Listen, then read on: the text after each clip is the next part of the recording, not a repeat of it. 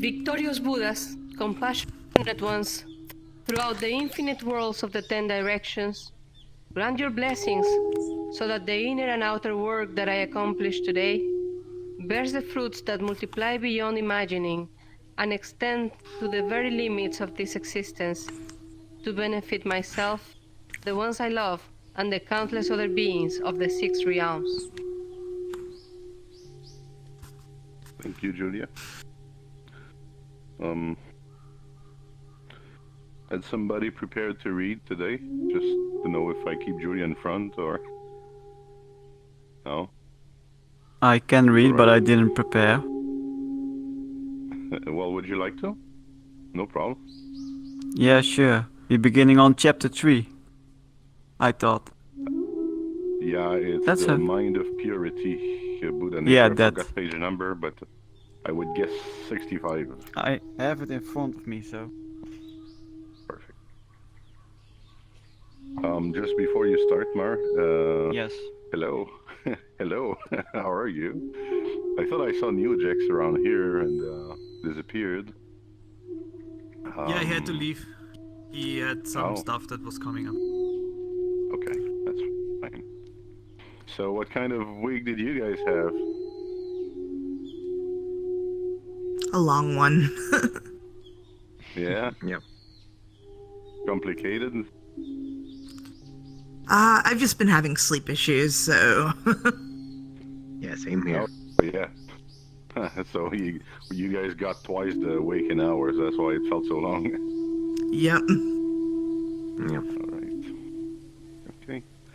So, last week, actually, I don't know who was there exactly, but we welcomed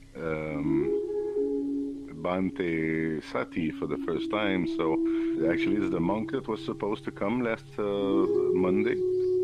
He couldn't make it and he came instead Wednesday night. And now I'm waiting for final confirmation of that, but there's a chance that he would become like a regular teacher at the Sangha as well. And Nice. I've been to last Wednesday's session and it was quite nice actually. He has he's very good at making clear analogies and telling little stories to help us understand. So I enjoyed my session with him thoroughly. So definitely, if you can make it, it would be, however, on another schedule because he would do like the Wednesday nights. So I'm not sure if everybody can make it, but I'm sure sooner than later we will have them recorded as well. So you might as want to have a look at these. There's no fixed agenda like we do on Mondays, so he just comes and pretty much talks about whatever he feels like. And what happened is that by putting him on Wednesday, then there was little room for Emma and Neo Jackson. It's Emma who brought him along. So we have created now another session. It's probably going to be on Saturdays with Neo Jax. I don't know what the schedule will be yet, but people had been asking on something on the weekends. So, I mean, lots of sessions everywhere and more Nice. people, so that's great. But More we can learn. yeah, and we have a small group today, surprisingly, but that's how it is. Sometimes it's full, sometimes it's quieter. I'm happy to have you guys today. And these are the news of the week, and with that, I guess we can start with our reading whenever you're ready, Mark. Yes. Chapter 3, Buddha Nature, the Mind of Purity. Among humans there are many kinds of degrees of mentality. Some are wise, some are foolish, some are good-natured, some are bad-tempered. Some are easily led, some are difficult to lead. Some possess pure minds and some have minds that are defiled. But these differences are negligible. When it comes to the attainment of enlightenment, the world is like a lotus pond filled with many varieties of the plant. There are blossoms of many different tints. Some are white, some pink, some blue, some yellow. Some grow underwater, some spread their leaves on the water, and some raise their leaves above the water. Mankind has many more differences. There is the difference of sex, but it's not an essential difference. For with proper training, both men and women may attain enlightenment. To be a trainer of elephants, one must possess 5 qualifications: good health, confidence, diligence, sincerity of purpose, and wisdom. To follow the Buddha's noble path to enlightenment, one must have the same 5 good qualities. If one has these qualities, then regardless of gender, it is possible to attain enlightenment. It need to take long to learn Buddha's teaching, for all humans possess a nature that has affinity for enlightenment. In the practice of the way to enlightenment, people see the Buddha with their own eyes and believe in Buddha with their own minds. The eyes that see Buddha and the mind that believes in Buddha are the same eyes and the same mind until that they had wandered about in the world of birth and death. If a king is plagued by his bandits, he must find out where their camp is before he can attack them. So, when a man is beset by worldly passions, he should first ascertain their origins. When a man is in a house and opens his eyes, he will first notice the interior of the room, and only later will he see the view outside the window. In like manner, we cannot have the eye notice external things before there is recognition by the eye of the things in the house. If there is a mind within the body, it offers to know the things inside the body, but generally people are interested in external things and seem to know or care little for the things within the body. If the mind is located outside the body, it should not be in contact with the needs of the body. But in fact, the body feels what the mind knows, and the mind knows what the body feels. Therefore, it can be said that the human mind is outside of the body, where then does the substance of the mind exist? From the unknown past, being conditioned by their own deeds and deluded by 2 fundamental misconceptions, people have wandered about in ignorance. First, they believe that the discrimination mind, which lies at the root of this life and birth and death, was their real nature. And second, they did not know that hidden behind the discrimination mind, they possessed a pure mind of enlightenment, which is their true nature. When a man closes his fist and raises his arm, the eyes see it. The mind discriminates it, but the mind that discriminates is not the true mind. The discriminating mind is only a mind for the discrimination of imagined differences that greed and other moods relating to the self have created. The discriminating mind is subject to causes and conditions. It is empty of any self-substance and is constantly changing, but since people believe that this mind is their real mind, the delusion enters into the causes and conditions that produce suffering.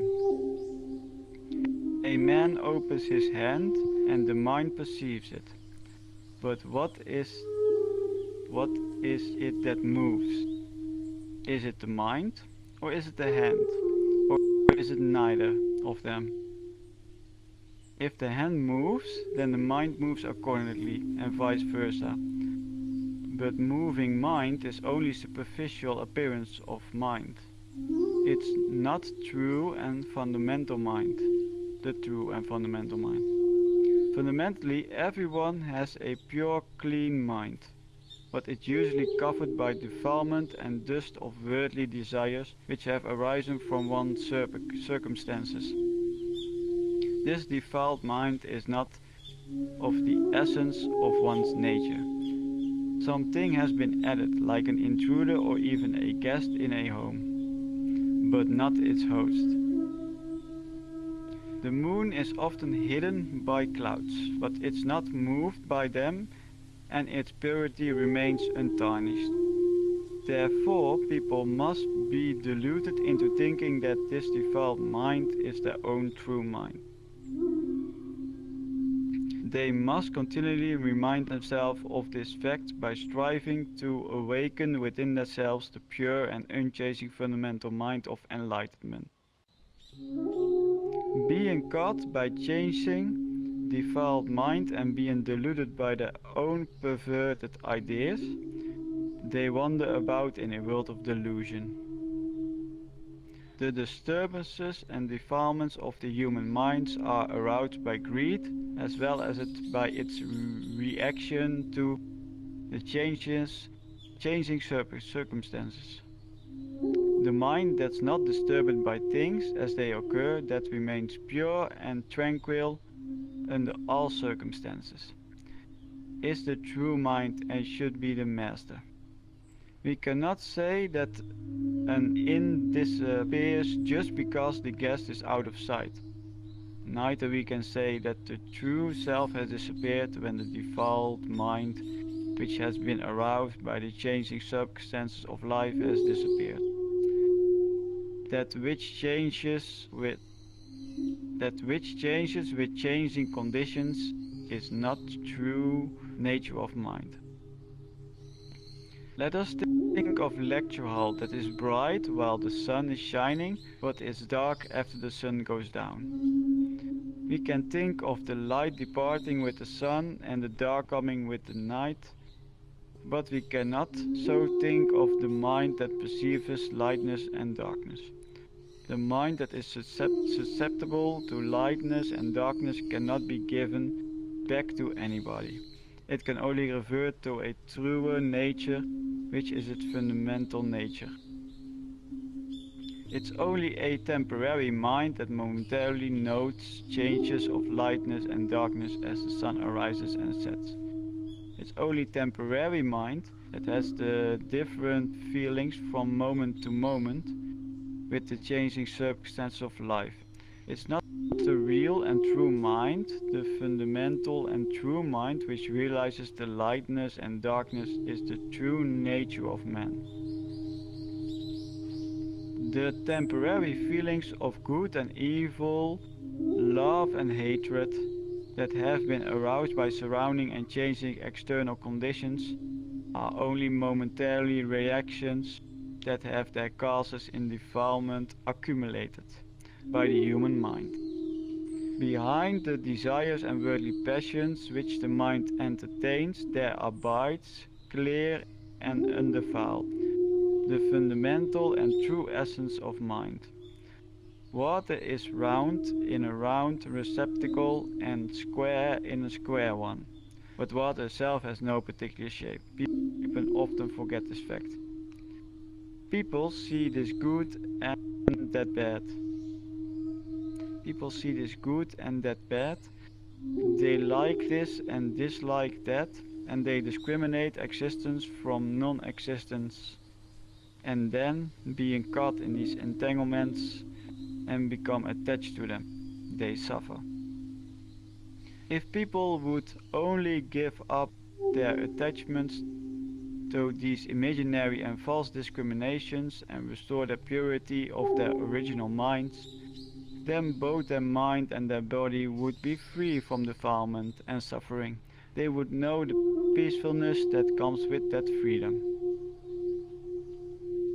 That was Thank you, Mar.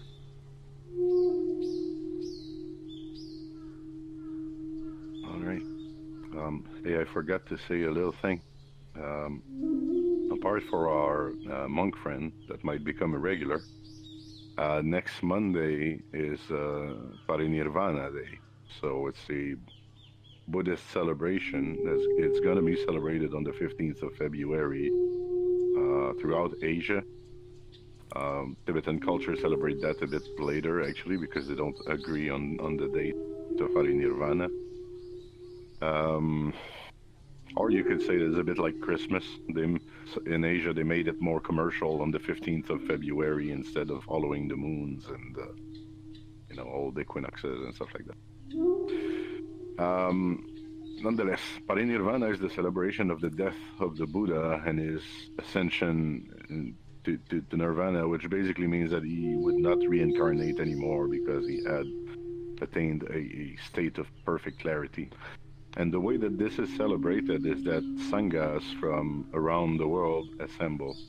So if I have like 10 Buddhist sanghas in my city, we might all go to the park together and share as Buddhists. Now, I don't know about any other Buddhist groups in VR.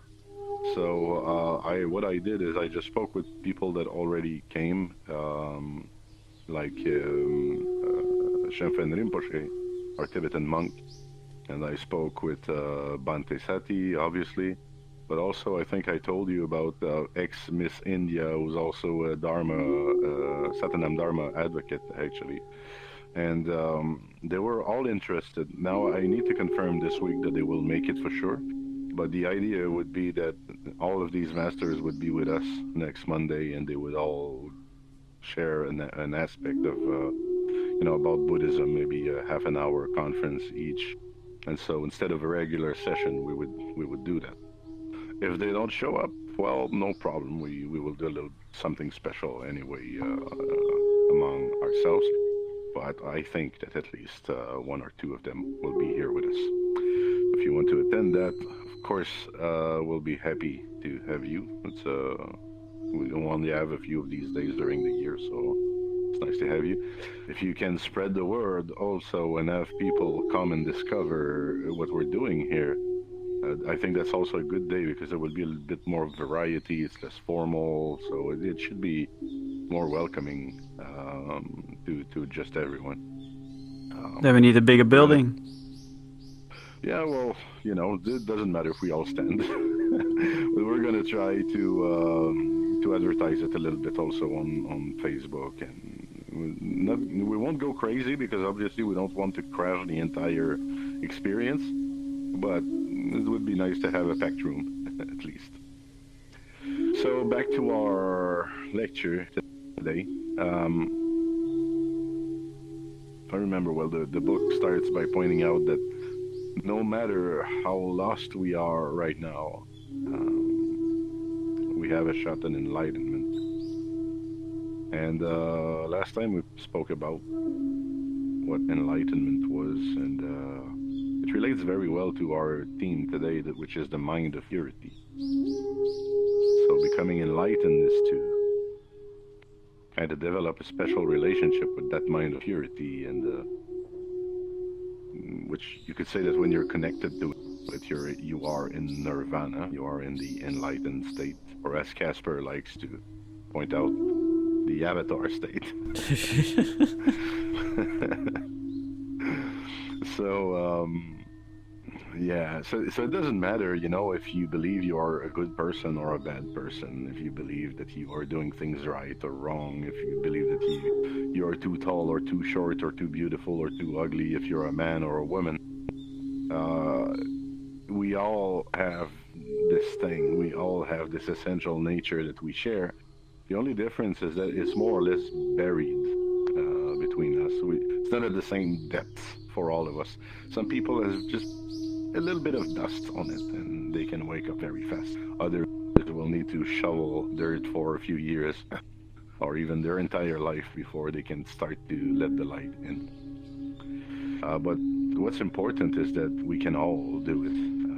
If you have a lot to shovel, well, get to it now and shovel faster, And maybe you get there. It's the hare and the turtle fable, You might finish earlier as the turtle than the one who has very little obscuration but is not doing anything about it. And so today also, just in case we were wondering, we learned that we need good health, confidence, diligence, sincerity of purpose, and wisdom to train elephants. Aren't you glad you know that? One thing that is interesting, though, was that this is a symbol, actually. If you were there in the very early lessons, you learned that the elephant is a symbol of the mind, especially the white elephant, which would be the tame mind, and the gray elephant, which would be the untrained, wild thing. So a wild elephant is the destructive mind, and the white elephant is like the tame, under control, and a powerful friend that you have. And the book was saying that these are the same qualities to tame elephants that you need to reach enlightenment. So let us consider these qualities individually, maybe. One was good health, and obviously this is necessary if you want to develop a good sitting practice and not go numb all over your body, you know. And also it helps if you want to live enough to attain your realization. Would be a shame to get started Monday and die Tuesday. So it's good that you have sufficient health to live at least another week. Also, it is said that you need to be confident. And the reason for that is that you need to give this your best shot.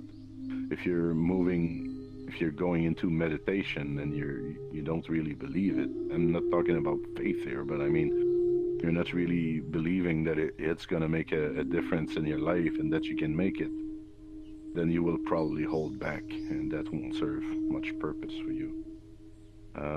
So you cannot hold back if you're to become a Buddha. Then diligence.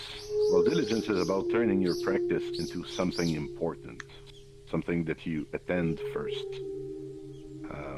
Sincerity of purpose kind of relates to that and is about your true motivation.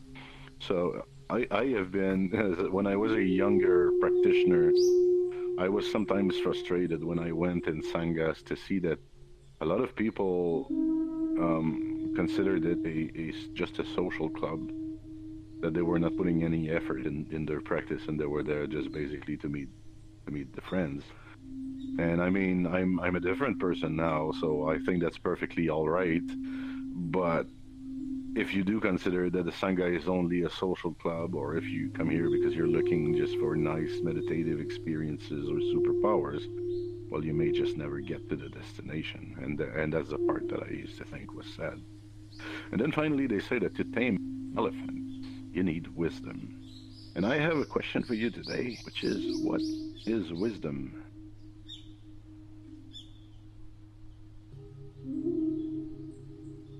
Yes, Malka?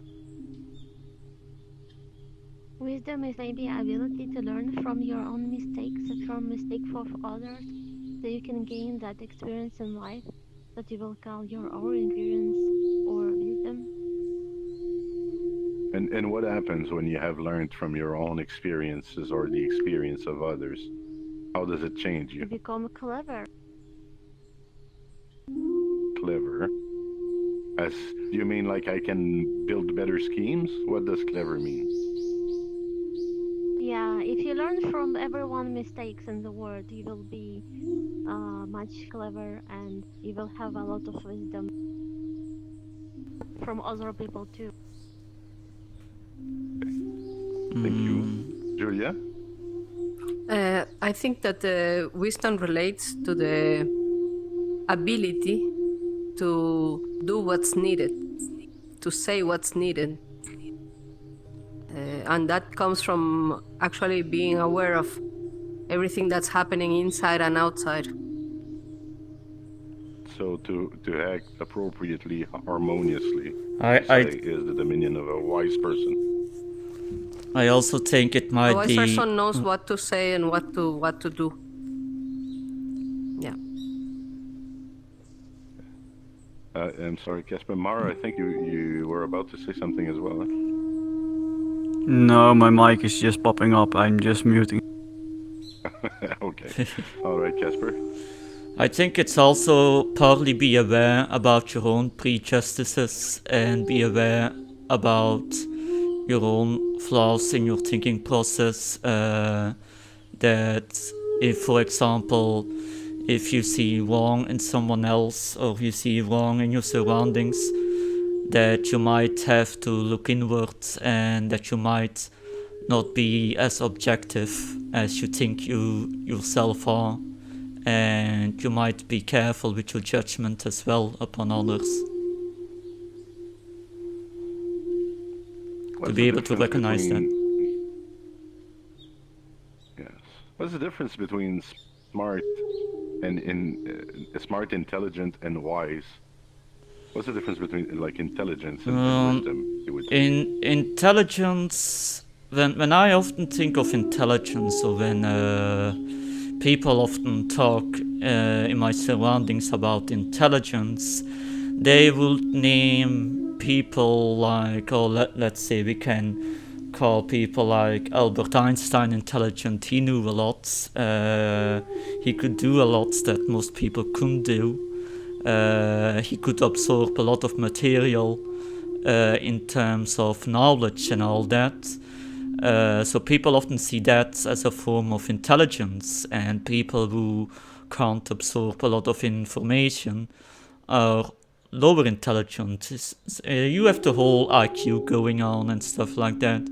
But wisdom, I think, is more something to do about knowing yourself and your own limits, and not trying to force your views upon others as well. To basically to also partly know your place in a way, like your own prejudices and so. So I think wisdom is something even people that with a lower IQ could even have, you could say, if you wanna say it more brute like that. I think that's the difference between the two, Julia? indeed. Yes, sorry. I think that intelligence is about the ability to learn and solve problems, problem solving, and learning to solve those problems. While wisdom, it tells you which problems you should solve and which you should let go or just observe. Or That's also interesting. And what Casper was describing as the accumulation of knowledge, what would that be? Would it be like you're becoming cultivated? Is that culture there? Could be, yeah. So this discussion is interesting because I feel that in society, first of all, we don't value all three of these things, which we can call it knowledge, culture, and then intelligence or smarts, and then wisdom. We don't value them the same, but we do use the words almost interchangeably.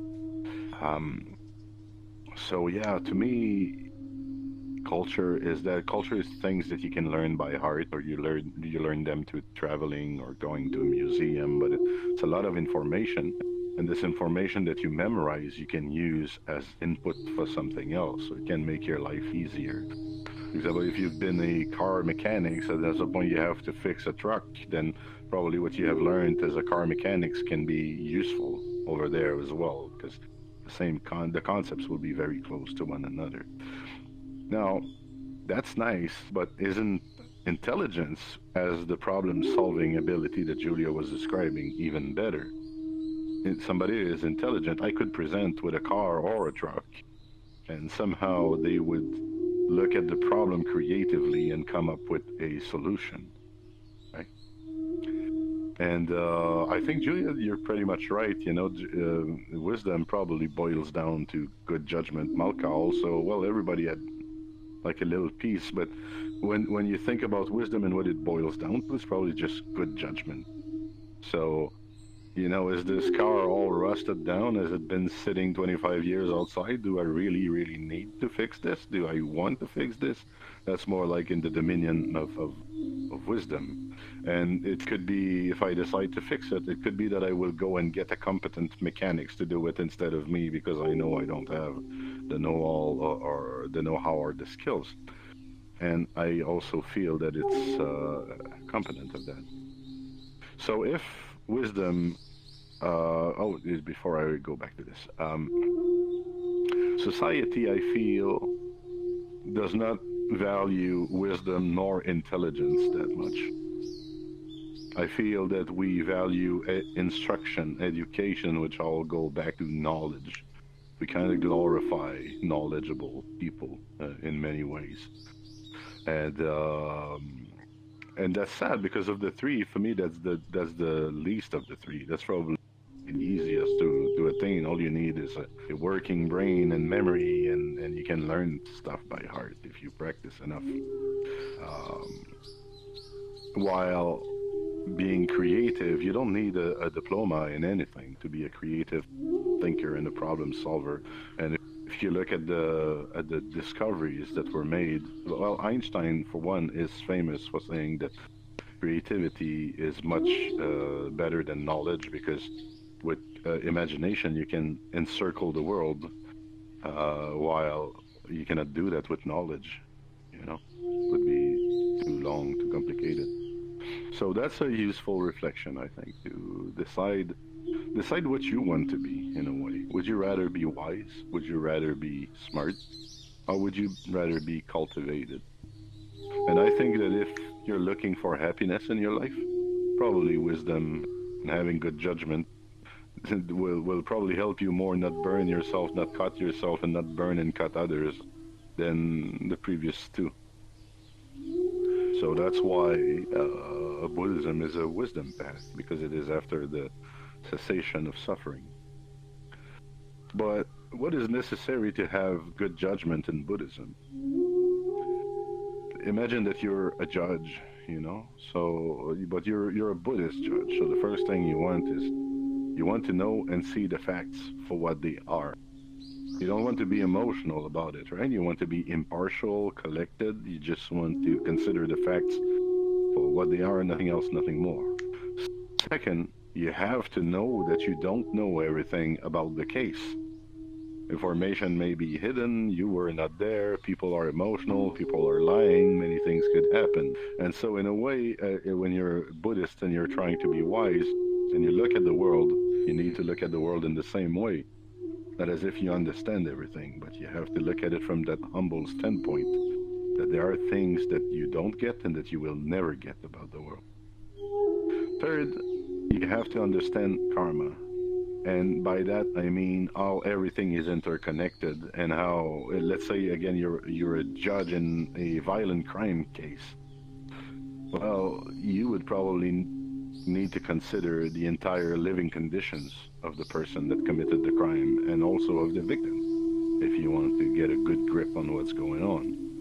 And I always said that if you were perfectly wise and understood perfectly what happened, there's a big chance that nobody would ever end up in prison, because everything would kind of become justifiable. It's a matter of circumstances most of the time. But our justice system doesn't get there. So if you understand karma, you understand that nobody's really guilty of anything, but we are all interconnected, and what is presented to you is the effects of many, many conditions. And then 4, I would say you need to know what is harmonious and what is not, because in the end, if you're the judge, you're going to have to make a judgment. You're going to decide what to do. And the way to decide that is not through good and bad, kind of black and white religious thinking, but in terms of harmony. You need to make a decision that will preserve or create as much harmony as you can in your life. For example, if I know nothing about mechanics and I decide to fix that car, I might take to swearing a little bit because I will make mistakes, I might hurt myself, and I might create a commotion while I'm working on this car. So that wouldn't be like a harmonious decision. Hence, the wiser decision would be to at least have somebody coach me if I'm going to do it, or to maybe delegate it to somebody else that is more competent. Or take my time, take my sweet time, take 6 months to learn about it, practice small, and then go back to the car at some point. But there are ways that are definitely more harmonious to do than to the car engine than just to run into it with my hammer, right? So, wisdom is all of those things that I've just mentioned, but it also requires quite a bit of observation. Contrary to culture, wisdom cannot come from books. Wisdom is a living thing. Julia, I think, mentioned that It is like the appropriate response to a changing environment, a changing condition. That's what's wise. Well, if that's the case, it really cannot be in a book because a book is static, a book is dead. We can repeat the contents of books, but if we are confronted with a new situation, we don't know what to do or say anymore because that wisdom was not ours. It was somebody else's wisdom that's been documented. So that's the difference between somebody that knows stuff and somebody that is genuinely wise. Because you can ask any question to the wise man and he will usually come up with a wise answer. And the reason for that is that he knows how to listen and he knows how to look. And this is one of the greater effects of walking the path. The need to turn to other advisors become less and less. As you acquire the view, as you contemplate and meditate, then you become more and more insightful about the living world. Also, that's why in today's lecture, it was said that the first thing you need to do is to look within. We all have heard the phrase, know thyself. But I really like the little bits that were added to it later, too. Like, the whole thing would be something like, know thyself and you will know the universe and its gods. Because although we are under the impression that there are trillions of different things in the universe, if you bother to look, you begin to understand that everything is pretty much the same and also works the same. So, understanding yourself leads to understanding the universe. But also, just by studying a speck of dust, you could gain insight into your true nature and the nature of your surroundings. You probably all heard about like the golden numbers that is found everywhere in nature and kind of does these spirals and vortexes, and so you can look at the very small things and you find that pattern, and you can look at the very large things and you have it. The helicoidal structure of DNA is the same helicoidal structure that the solar system follows as well. We don't have a movie of that, but this is probably what happens at the atomic level also to some extent, this blinking on and off. If you look at a wave that goes on, that goes high and low and high and low, well, actually, if you look at it in 3D, it's probably still an helicoidal structure. So there are things like that if you start looking at them with attention, you see that these cycles, these things are everywhere. They're in your life, they're in your death, and they're in what you eat and everything that you do. So I guess that's how the wise person starts to look at the universe, and there comes a time when you don't have to have learned about all of the subjects. You've seen enough subjects to kind of relate it. Just like the car mechanics and that wants to fix the truck, he had information that he could refer to. The only difference there is that the wise man will just keep on looking at the live thing. It won't just rely on the knowledge. So now we looked into wisdom, but we did not look too much at our minds yet. And the lecture spoke of a discriminating everyday mind, so maybe we could start with that.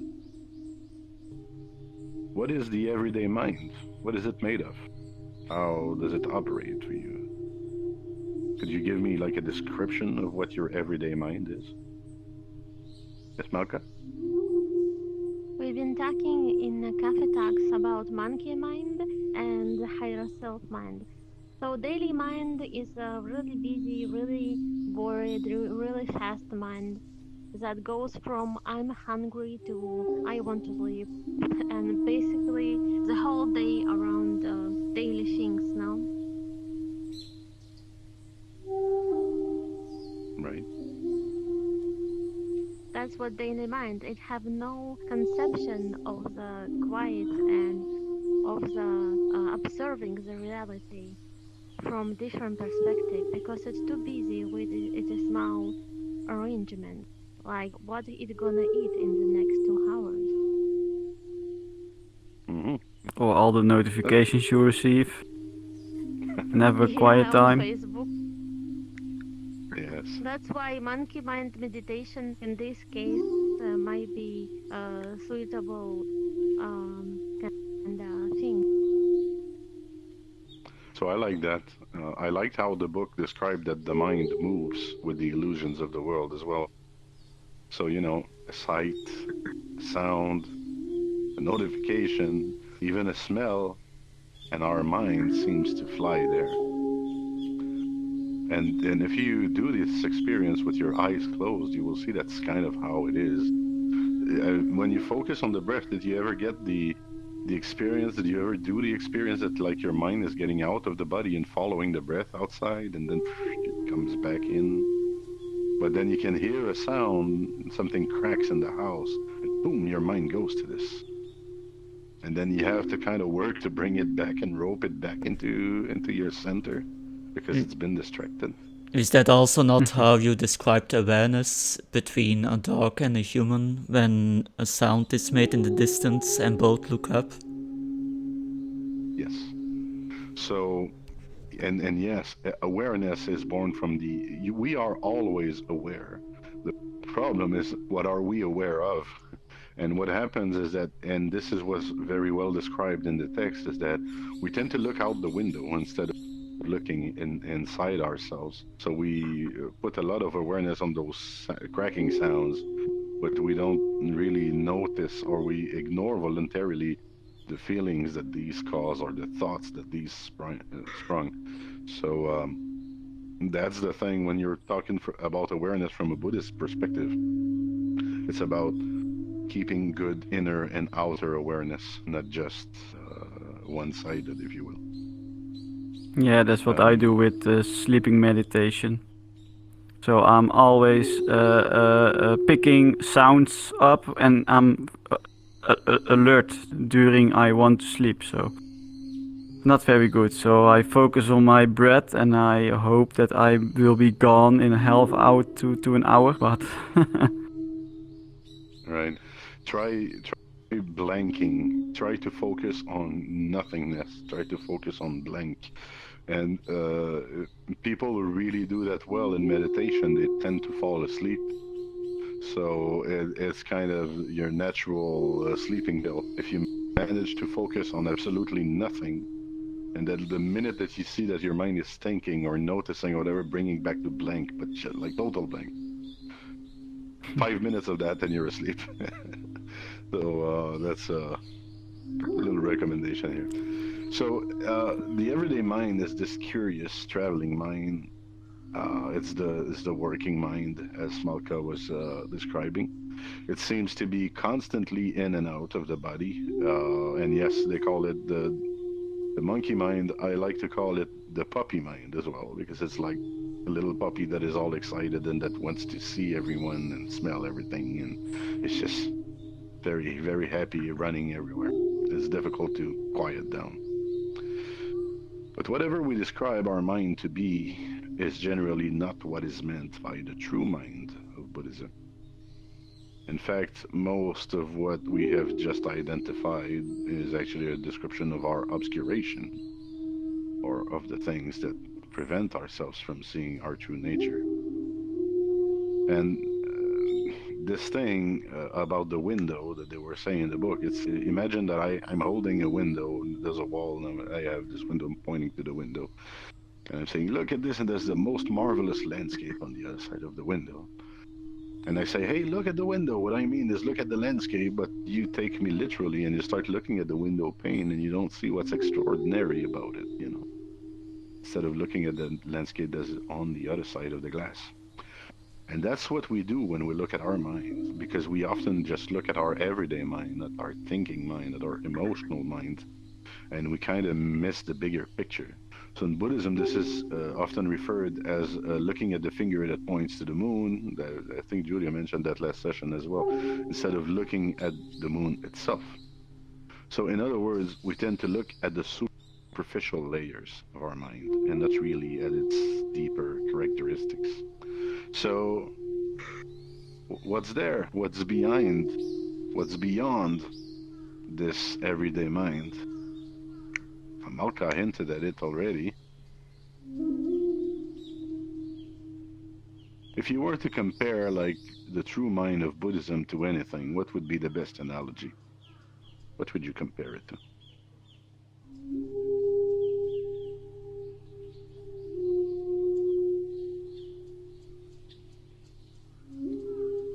You guys are quiet.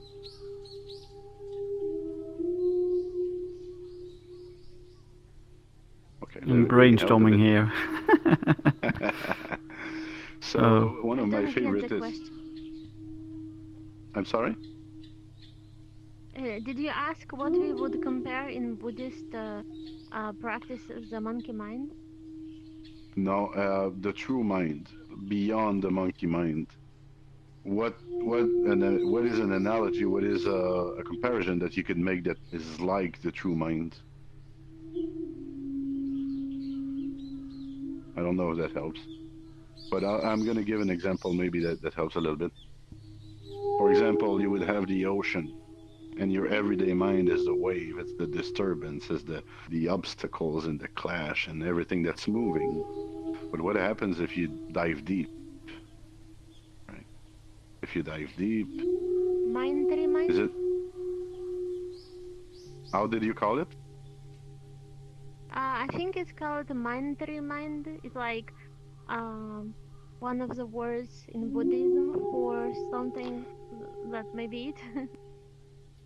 Yeah, it has many. It has many names actually. Emptiness, suchness, nothingness, shunyata, Buddha field, Buddha nature. It's full of names to describe this, but basically it's the undisturbed, peaceful mind. So in my ocean analogy, when you dive deep in the ocean, you kind of stop noticing the waves, don't you? And you find this peaceful place where it's just silence.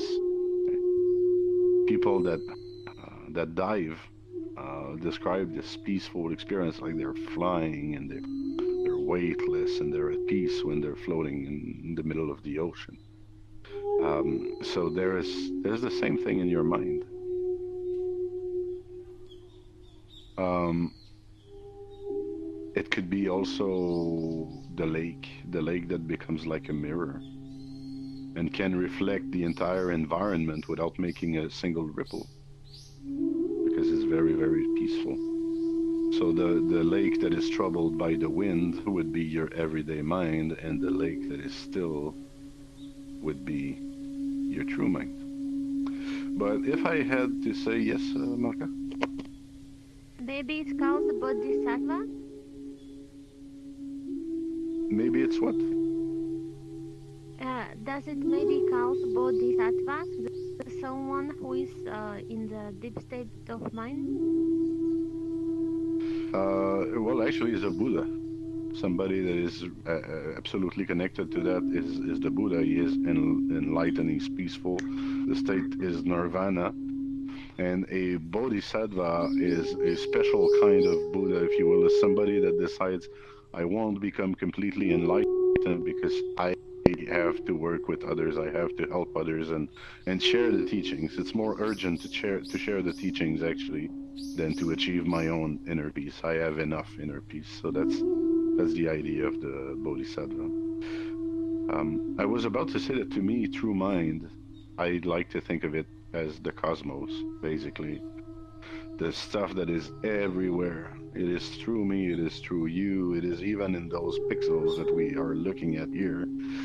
It is on Mars, it is in other galaxies, and it is right here on Earth and through the Earth and through everything. So this invisible stuff that permeates everything that there is, to me, is the true mind. And to me, that's Buddha field. And everything comes from it and everything dies back in it. So when you remove all of your illusions and all of your obscurations and you remove all of those manifestations that tend to be attention grabbers, what are you left with? You're left with this stuff that is very hard to describe and that is everywhere. Because remove everything from everywhere, and you're still left with the same nothingness everywhere. You didn't get rid of the nothingness. How do you get rid of nothingness? It's a little mind bender. So this field is all over. And that's what Buddhism often refers as your true mind. There's no time in this, there's no space, there's no distance. And so when you're connected to this peace, you become automatically harmonious with everything that there is. And that's why the text today was finishing by saying that kind of the secret is detachment. If you manage to ignore all of the manifestations that are bombarding you every day, or if you handle them and just fall back to your peace, then that's it. You're in your true mind instead of being stuck playing with monkey mind. All right. I guess that's about it today. Any commentaries or questions about this? About the purity of mind?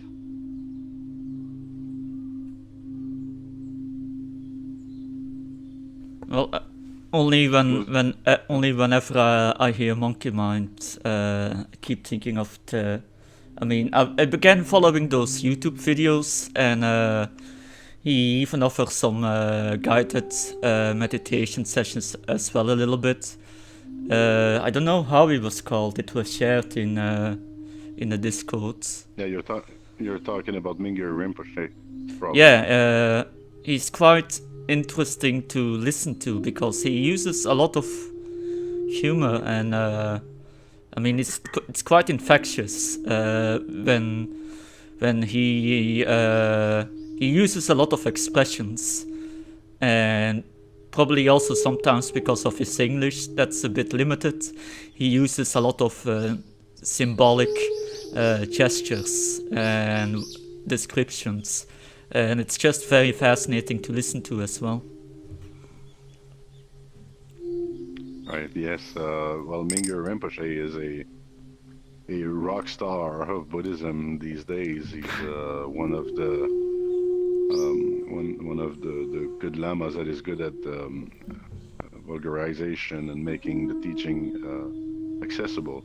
And Tibetans are definitely the most joyful of the Buddhist sects. You know, they tend to giggle, and you're not sure why many times, and you just kind of get into this.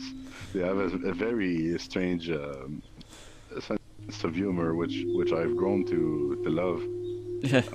I remember one day we were booking meetings with Lama Lapsang, with Julia over there, and Lama Lapsang had been rushed the entire morning because he had to give a medicine interview to some people that were coming and asking questions and paying for it. So his entire entourage was like pushing him, and he was rushed and he was stressed. And then he arrived there, and the people didn't show up. And he said, "Oh, look, I stress all morning. Don't show up." So they have what would be frustrations for us become a source of fun.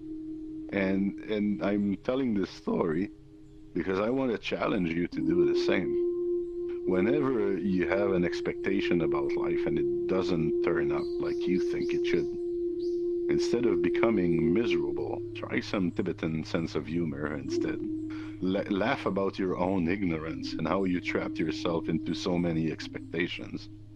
And if you pay attention and you listen to many of those Tibetan talks, you will see that they find that very funny, actually, when they trick themselves into frustration. So it's not natural for us, because we are self-righteous a little bit in the West. We're independent and autonomous, and we like to be respected. But that's not how they go about it at all. So, yeah. Thank you, Casper. How's your mind? Do you have a specific struggle with your mind? There's a pattern that comes back always that you have trouble dealing with? Who, me? No, anybody. Oh.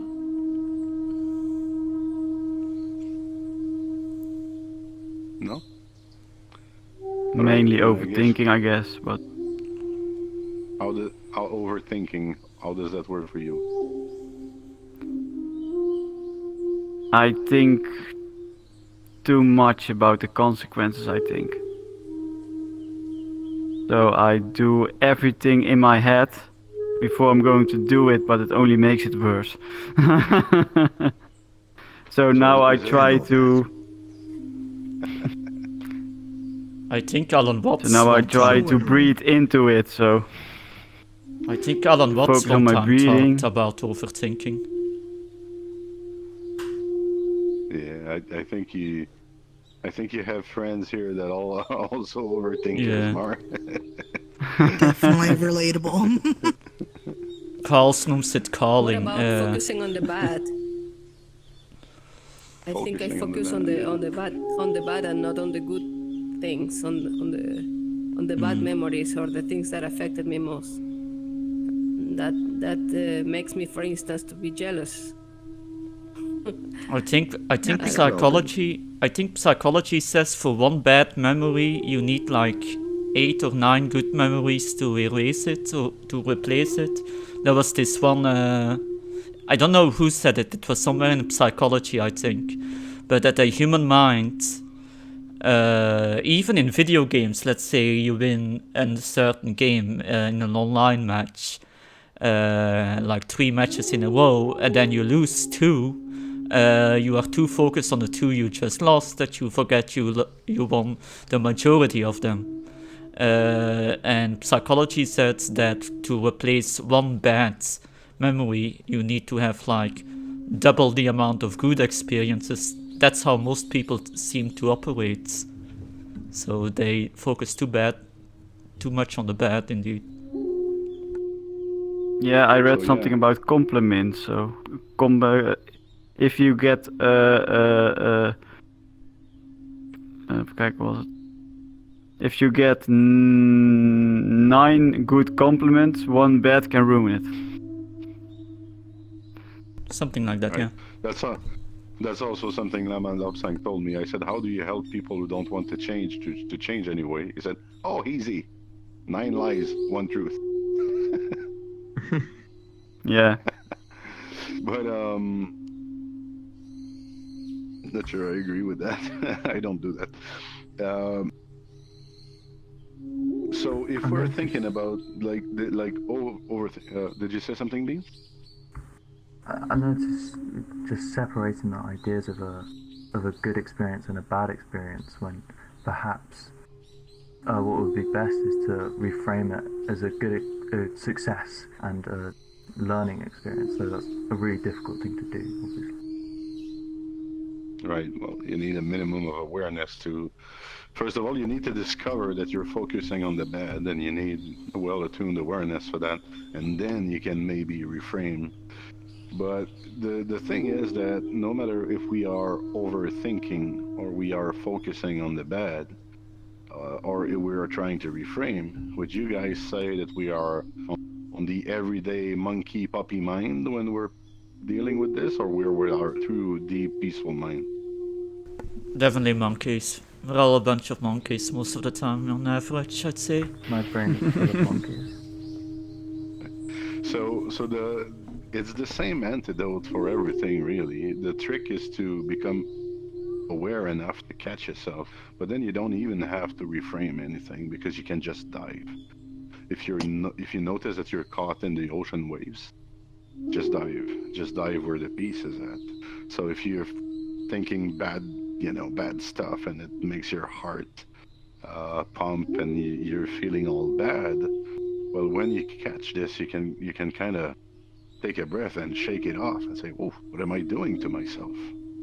Because the memory is not doing anything to you. You are doing this to yourself.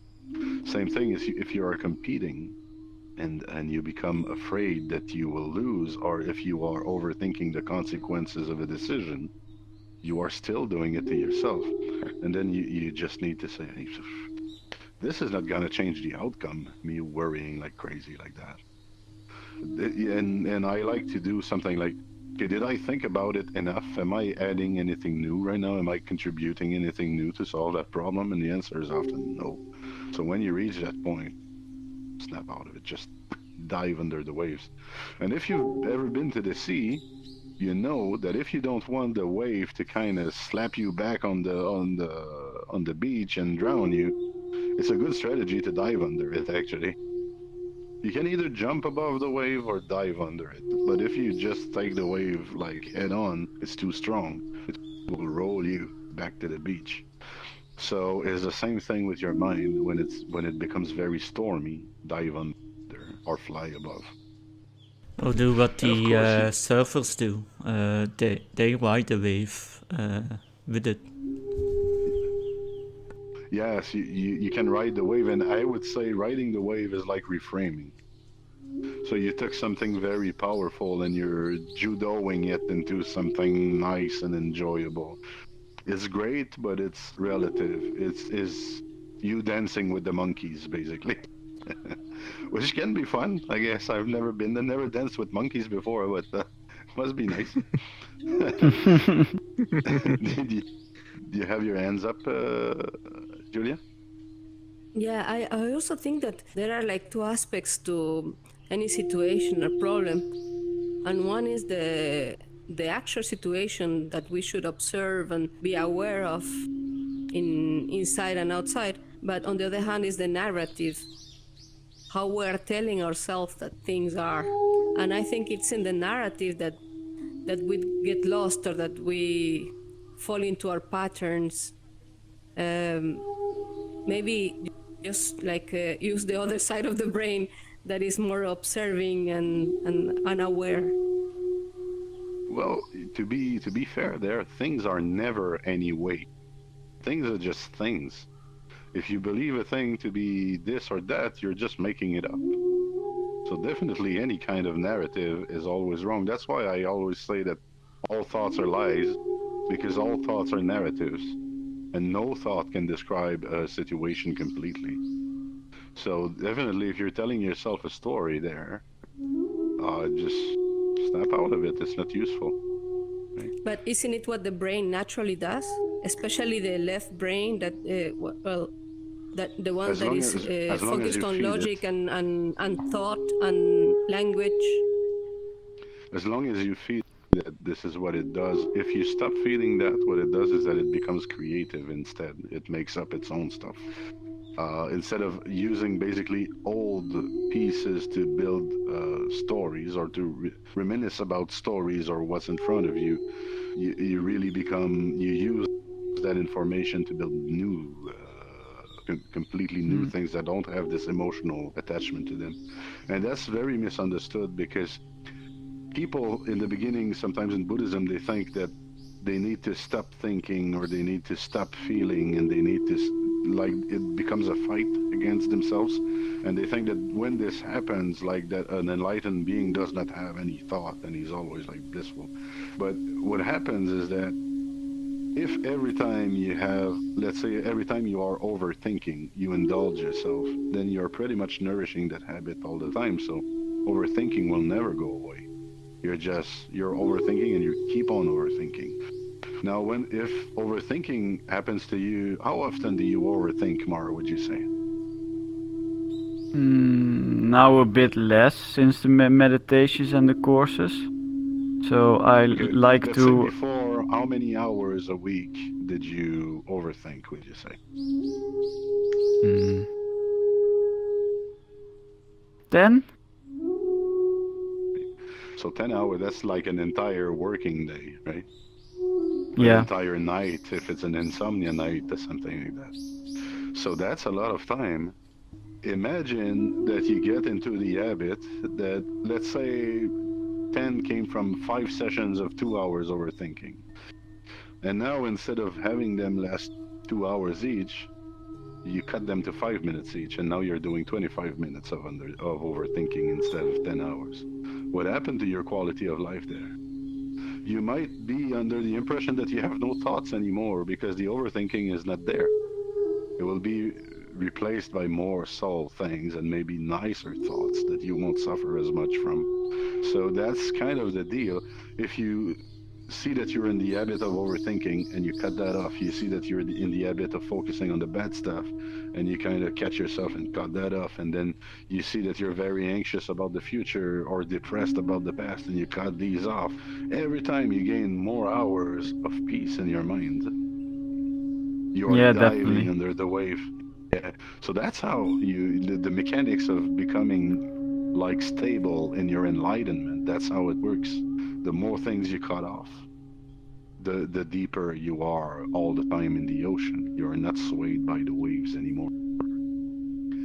And Yeah, now I want to focus on the thoughts. So if I'm overthinking, I'm just going to focus on one thing. So from what am I gonna do, and I will see later what happens. Because if you go think about it, what is going to happen, you're still being creative and you just sketch a lot of scenarios that won't be true. So well, if you're overthinking, probably it means you're scared. So the first thing, if you catch yourself overthinking, ask yourself, why am I overthinking? And the answer almost invariably will be, because I am scared that this and this is going to happen. So switch the narrative, stop overthinking, and then address the fear.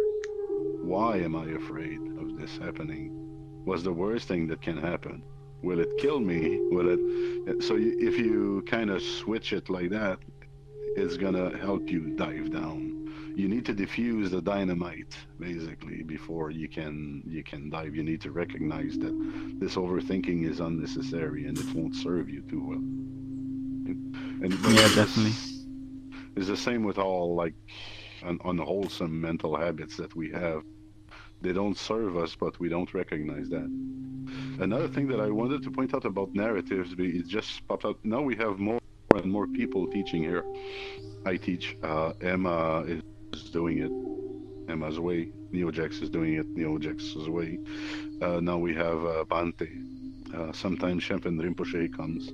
Maybe Priti Upala will be with us soon. I just want to point out that as you are into this, you will see that we will contradict one another probably all of the time. Maybe we did already. And that is fine. These are the narratives because we are all presented with a different problem. Let's say the same problem, but we all have a different outlook. So they say in Buddhism that truth is a multifaceted diamond. So you can say it in a way, anything that you would say about this diamond is true. Anything that you could say about it because it's true from a perspective. Maybe you saw that meme of two people looking at, well, one says that it's a 6 because he's on this side, and the other one says that it's a 9 because he's on the other side. So it's the same, and it's the same in Buddhism as well. I will contradict myself because there are many angles to a single situation, and it will happen with the masters as well. So also recognize that because that removes weight from your judgments and your thoughts. You are looking at situation because you have a particular background, a particular understanding, a particular way of doing things. You have a family, a city, a culture, a language. And all of that is influencing how you're dealing with the matter at hand. Now, if you recognize that, all of a sudden you are kind of removing power from all of this context. And so you can say, okay, I don't need to do that, and snap out of it. Anyway, I think we're just gonna move on to meditation today, unless you have something else that you would like to say. Anyone? Trying to keep this on the short side. All right, then let us take a big, good, deep breath.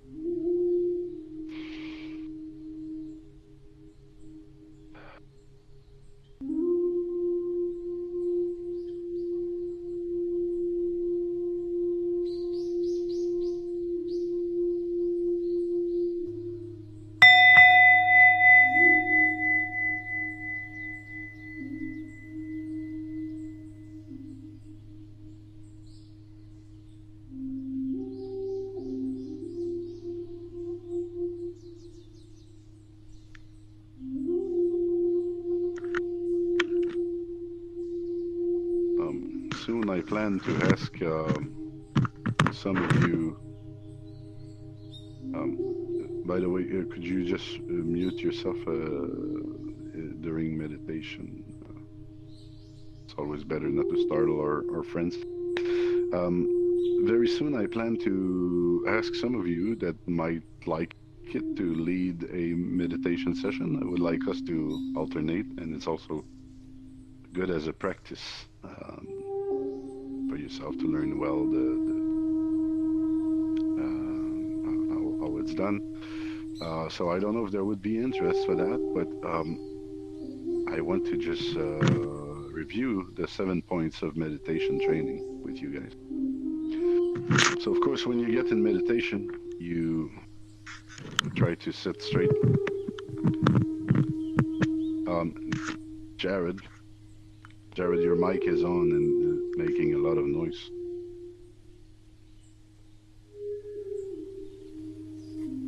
Thank you.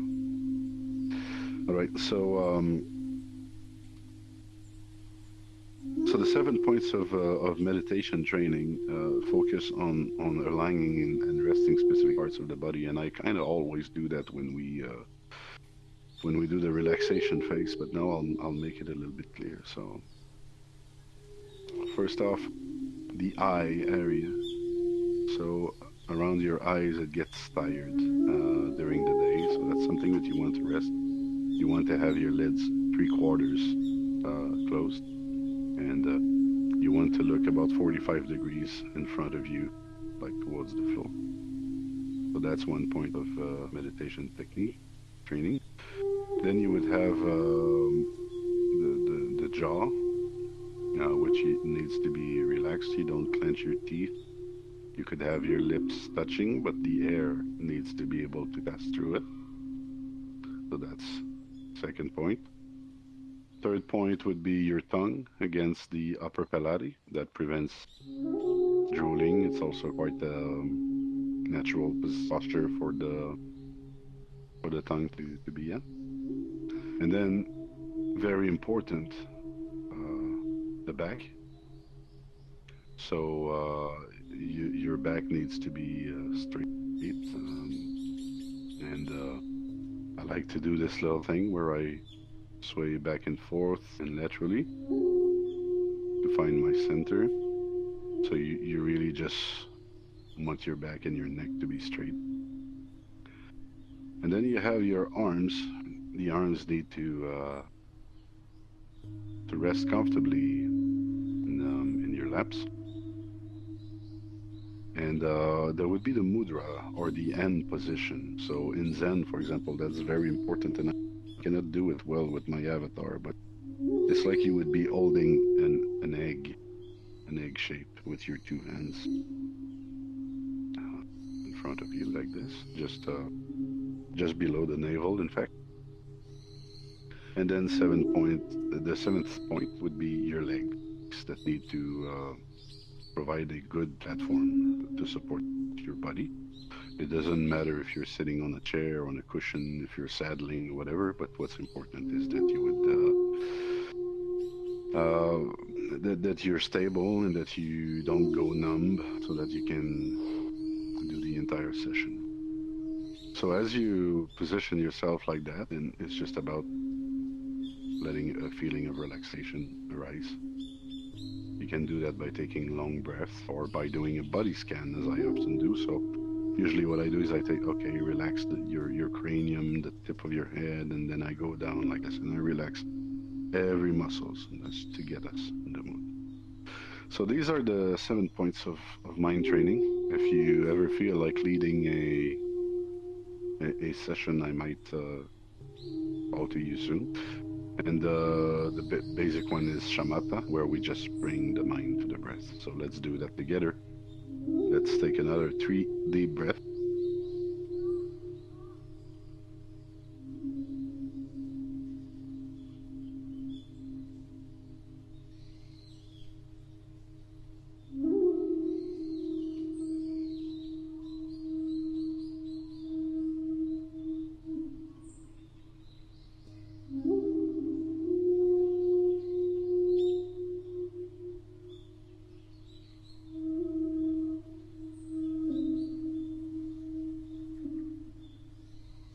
And now we go back to breathing normally.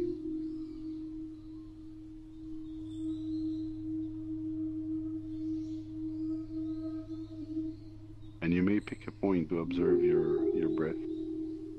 It might be like your nostrils, feeling the air there, coming in and out. It might be like you're observing your chest filling up with hair. Me, I tend to focus kind of on my throat, feeling the fresh air coming in my throat. So pick a point where you kind of feel your breath naturally and focus on that. And that way your mind won't move with the breath, you will just notice its movement. And you can breathe quietly. If the mind wanders, you can go back to this point or to the breath, whatever works better for you. Let's just breathe until the next bell.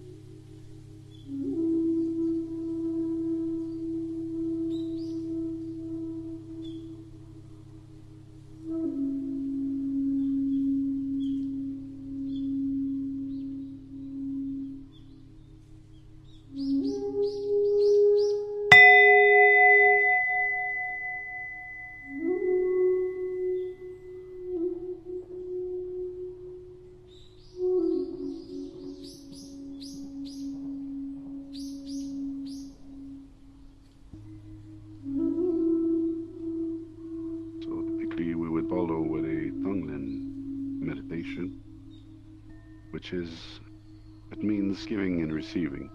And the way we practice that is in the counterintuitive fashion of taking all illnesses, all problems, and all suffering onto ourselves and giving the best of what we have, giving healing, giving light in exchange. So the way you go about this is you would imagine somebody that you know that suffers a lot right now.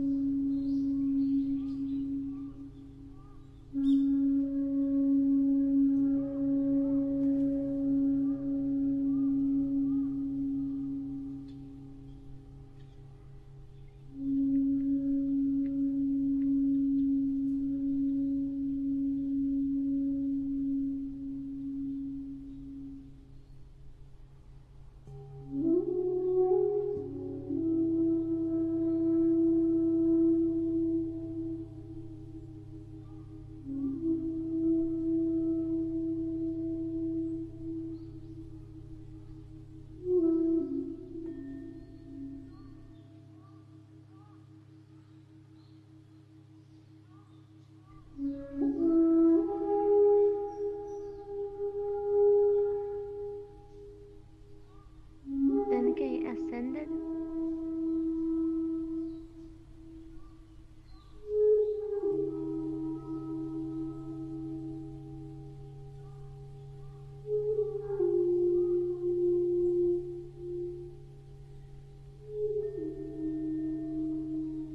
Our systems are crashing.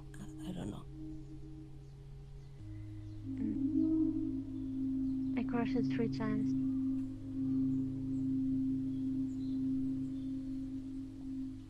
Maybe you can take his place and explain the Donglen meditation. Oh, Sorry. All right. So I'm not sure what you last heard. So Tonglen meditation is about. So the way you can practice this is imagining somebody that you know that is not doing well.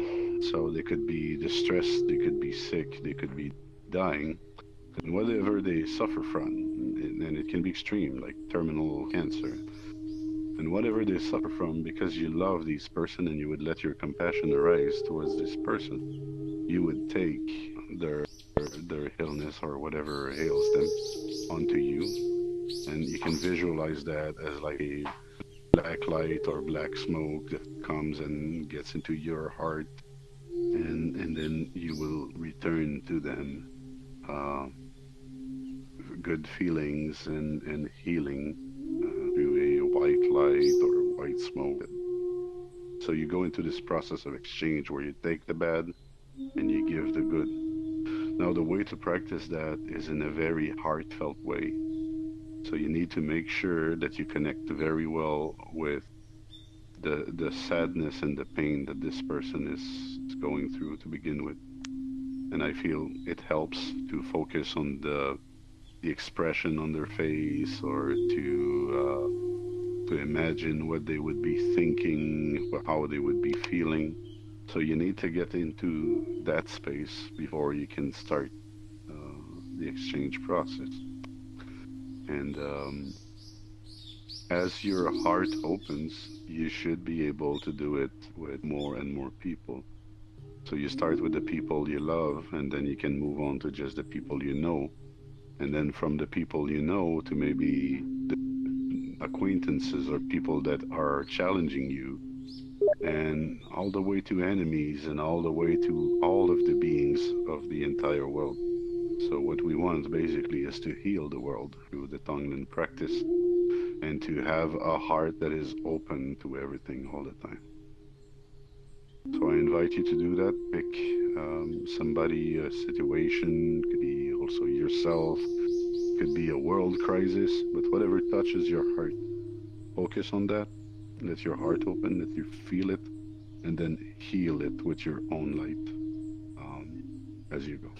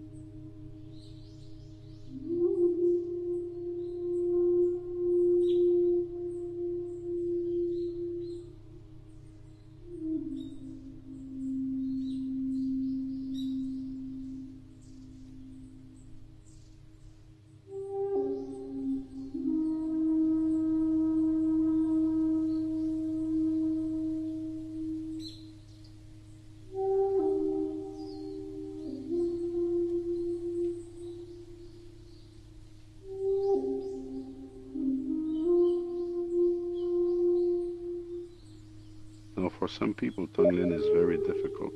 And the reason for that is that our education and our society has taught us to close our hearts. We don't know how to feel anymore. We don't know how to connect anymore. So you need to take baby steps. If you feel sorry for yourself sometimes, and that you can feel, well, you can start there. You can start with this feeling and let it expand to the point that someday you can feel sorry for others as well.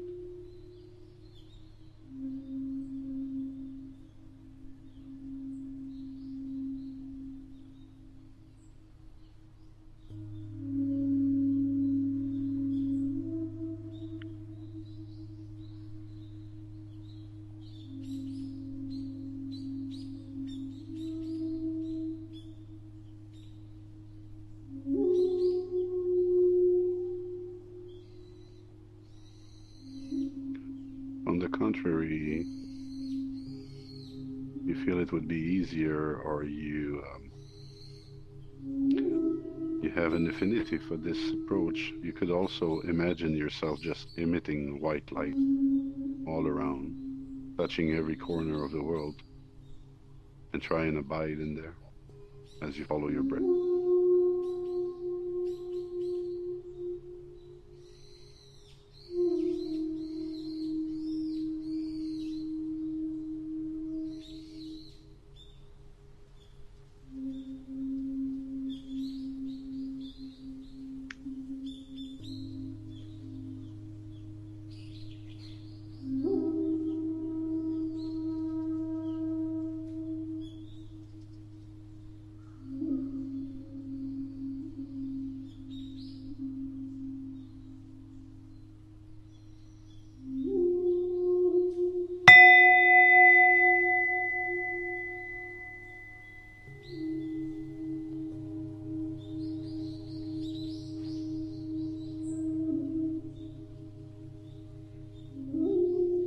So at least make sure that you wash yourself completely with the white light before you transition to the next phase of meditation. And this last phase is more personal, it's harder to guide because it's discursive meditation, it's Vipassana meditation. And basically, the idea there is to dissolve your illusions about the world. So if it's about narratives that you have, if it's about patterns that you have, anxieties, depressions, anything that you have solidified in your experience, you kind of want to look at that in your mind and let it go one by one. So think of the main domains of your life and be your personal relationships, it can be family, it can be work. So think about these things, see where you're stuck essentially, and try to find how to transcend those difficult situations.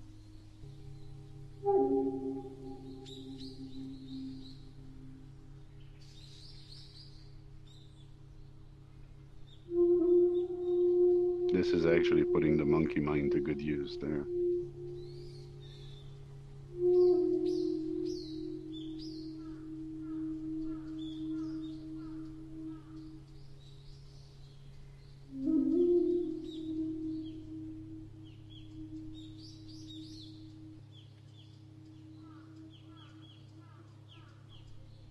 A milder form of vipassana is just when we recognize everything that arises in our experience as an illusion. Like when in shamatha we do thinking and we let the thinking go, and we do emotion or feeling and we let it go as well. That's a kind of vipassana because you're bringing yourself back to the peace and you're identifying the distractions as what they are. So there is that component in traditional shamatha as well. So you can also practice in that way, just identifying the distractions that naturally come out of your mind.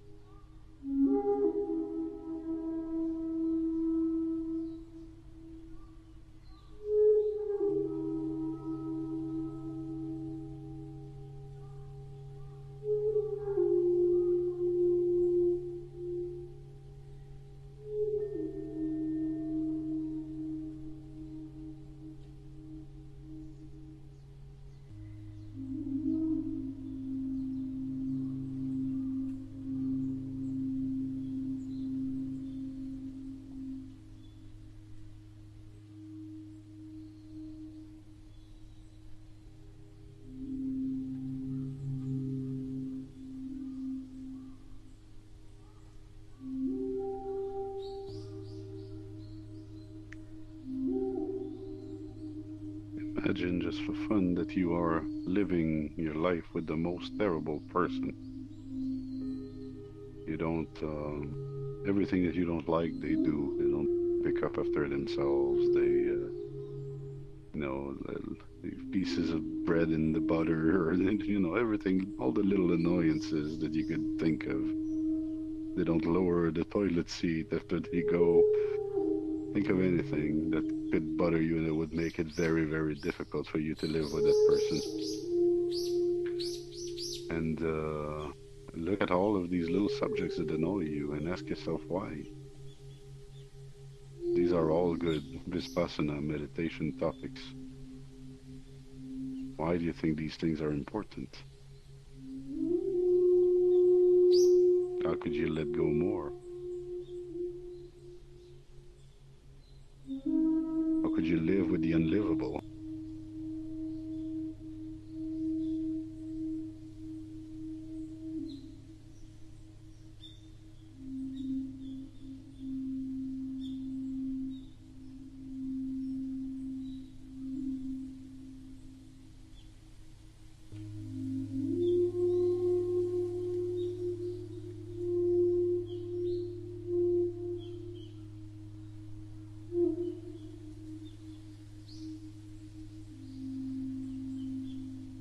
There is only growth for us as beings when we touch the limits that we have set for ourselves. And Vipassana is one tool to push those limits farther.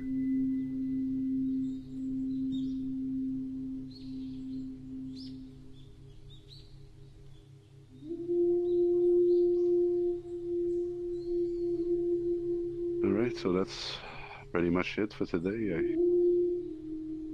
My sound is a little bit messed up because I crashed, but I think we heard the final bells, didn't we? Yes. Yes. Okay. Thank you. So how was your session? Whose game? Who wants to lead next time? Ah, I pass. Probably not next time, but I would be interested in eventually leading. Yeah, well, you're welcome to do that. At the monastery where I go, it's kind of like that. You have a schedule, and it's like never the same person leading, and it's fun because we all have a little touch, a little way of going about it, and also it allows the person's leading to get a good meditation also. Anyway, so feel free if you're interested. Actually, if you are walking the path of the Bodhisattva and you like to share the teachings with the people, it's like it's part of the training, right? To learn to lead meditation and to learn to teach others. And so I'm not gonna make anybody do that, but if you're interested in practicing that, then you have a great platform here, and I'll be happy to facilitate that. Yeah, I guess we can just have a final breath, and I wanted to ask you how it went. What do you struggle most in meditation when we do all the parts like this? What's the most difficult? Is it shamatha, tonglen, or vipassana for you? Well, about the whole part about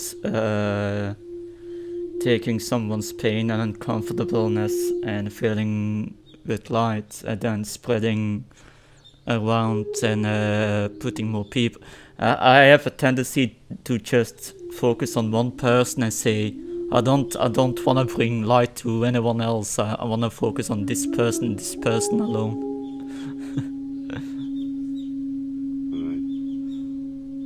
Right. Yeah, also have trouble with tongling. Finding the right people that have the things that you want to enlighten. Yeah, like some people are rather light up, but that's a different kind of lighting, But you know what I mean. Does anybody feel a little bit of fear, like when you're trying to imagine yourself with terminal cancer or something very serious? Is there a little bit of apprehension before you kind of breathe that in? Definitely so. I feel like it's really hard for me to want to take on those negative emotions into myself. Yeah, so that's another reason that Tonglen is difficult. It requires a lot of opening. I was struggling a lot with that and with compassion meditation in general. I think I am naturally compassionate, but I also was pretty much dissociated from my emotions in my early life. And the only way I managed to kind of have that bodhicitta arise again, I had to kind of force train myself. So what I would do, I would literally look at pictures of, in the newspaper of people that were sad and that were suffering, and I would just contemplate the picture and try to see in their eyes what they were sad about. I would watch on TV also, when they raise funds for poor countries and they make all of those horrible narratives about it that I know are half lies, but you know, I would kind of get in there and think, oh, wow, if this is true, or if only one of these persons is suffering like they are depicting there, that's pretty terrible. So I would go to the extremes like this, human trafficking, and I would expose myself to extreme situations so that I felt something. And bit by bit, my heart kind of started to open a little bit more, because the reason we don't want to take these emotions in is that we have enough trouble dealing with our own. So bringing the emotions of the world on top of it, we tend to want to shield ourselves from that. We don't want to take them in, and so oftentimes it prevents you from connecting appropriately in Tonglen. Tonglen truly, when it's well done, I repeat that often, but it should bring a tear to your eye. It should bring some warmness to your heart. You should definitely feel something strong if you have your bodhicitta properly arose. So I don't know how you need to practice, but kind of look at baby steps so that you can open again and include more and more in your circle. Yeah.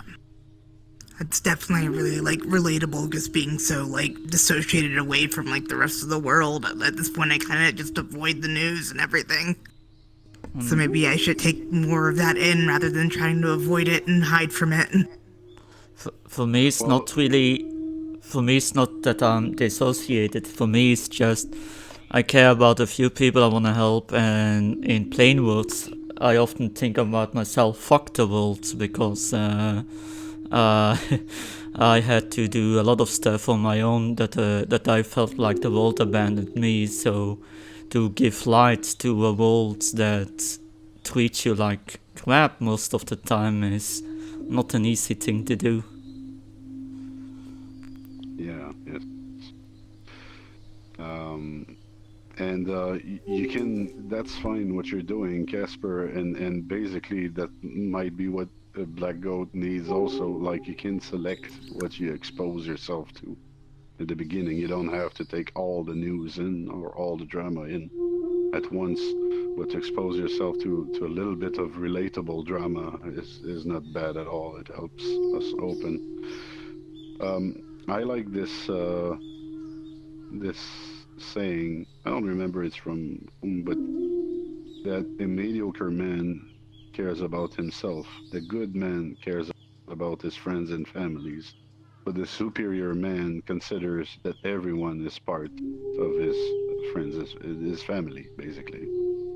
So there is kind of this dome of caring that we can project around ourselves, and when you make no difference between somebody from another religion or another country, or somebody that treats you badly from somebody that you love dearly in your family, then that is like the path of the bodhisattva of the Buddha.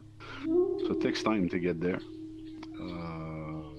Maybe we will never get there. Maybe I will never get there. But as your heart opens and as your borders are pushed, you just become more and more expansive as a person. You have less and less fear, less and less limits. So it's a very, very positive thing to practice. It has lots of benefits, for us as humans. So, I know it's hard work, but do try to put some work into this. You will thank yourself later. And maybe on this we could do the dedication, Julia.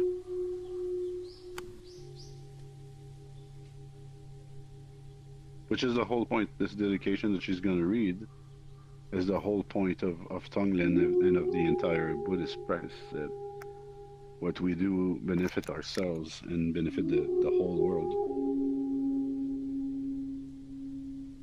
For the benefit of beings without exception, I dedicate without any reticence whatsoever all the merit accrued through virtuous acts to the incomparable expanse of totality.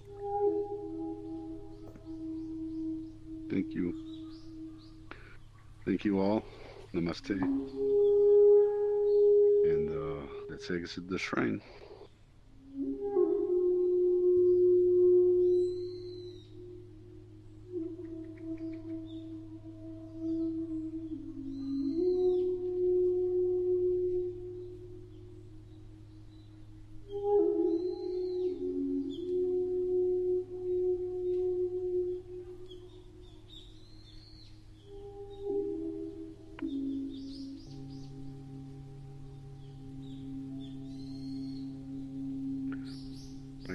I found out that if I stand here, the sound doesn't reach the temple, so it's kind of perfect for after the session.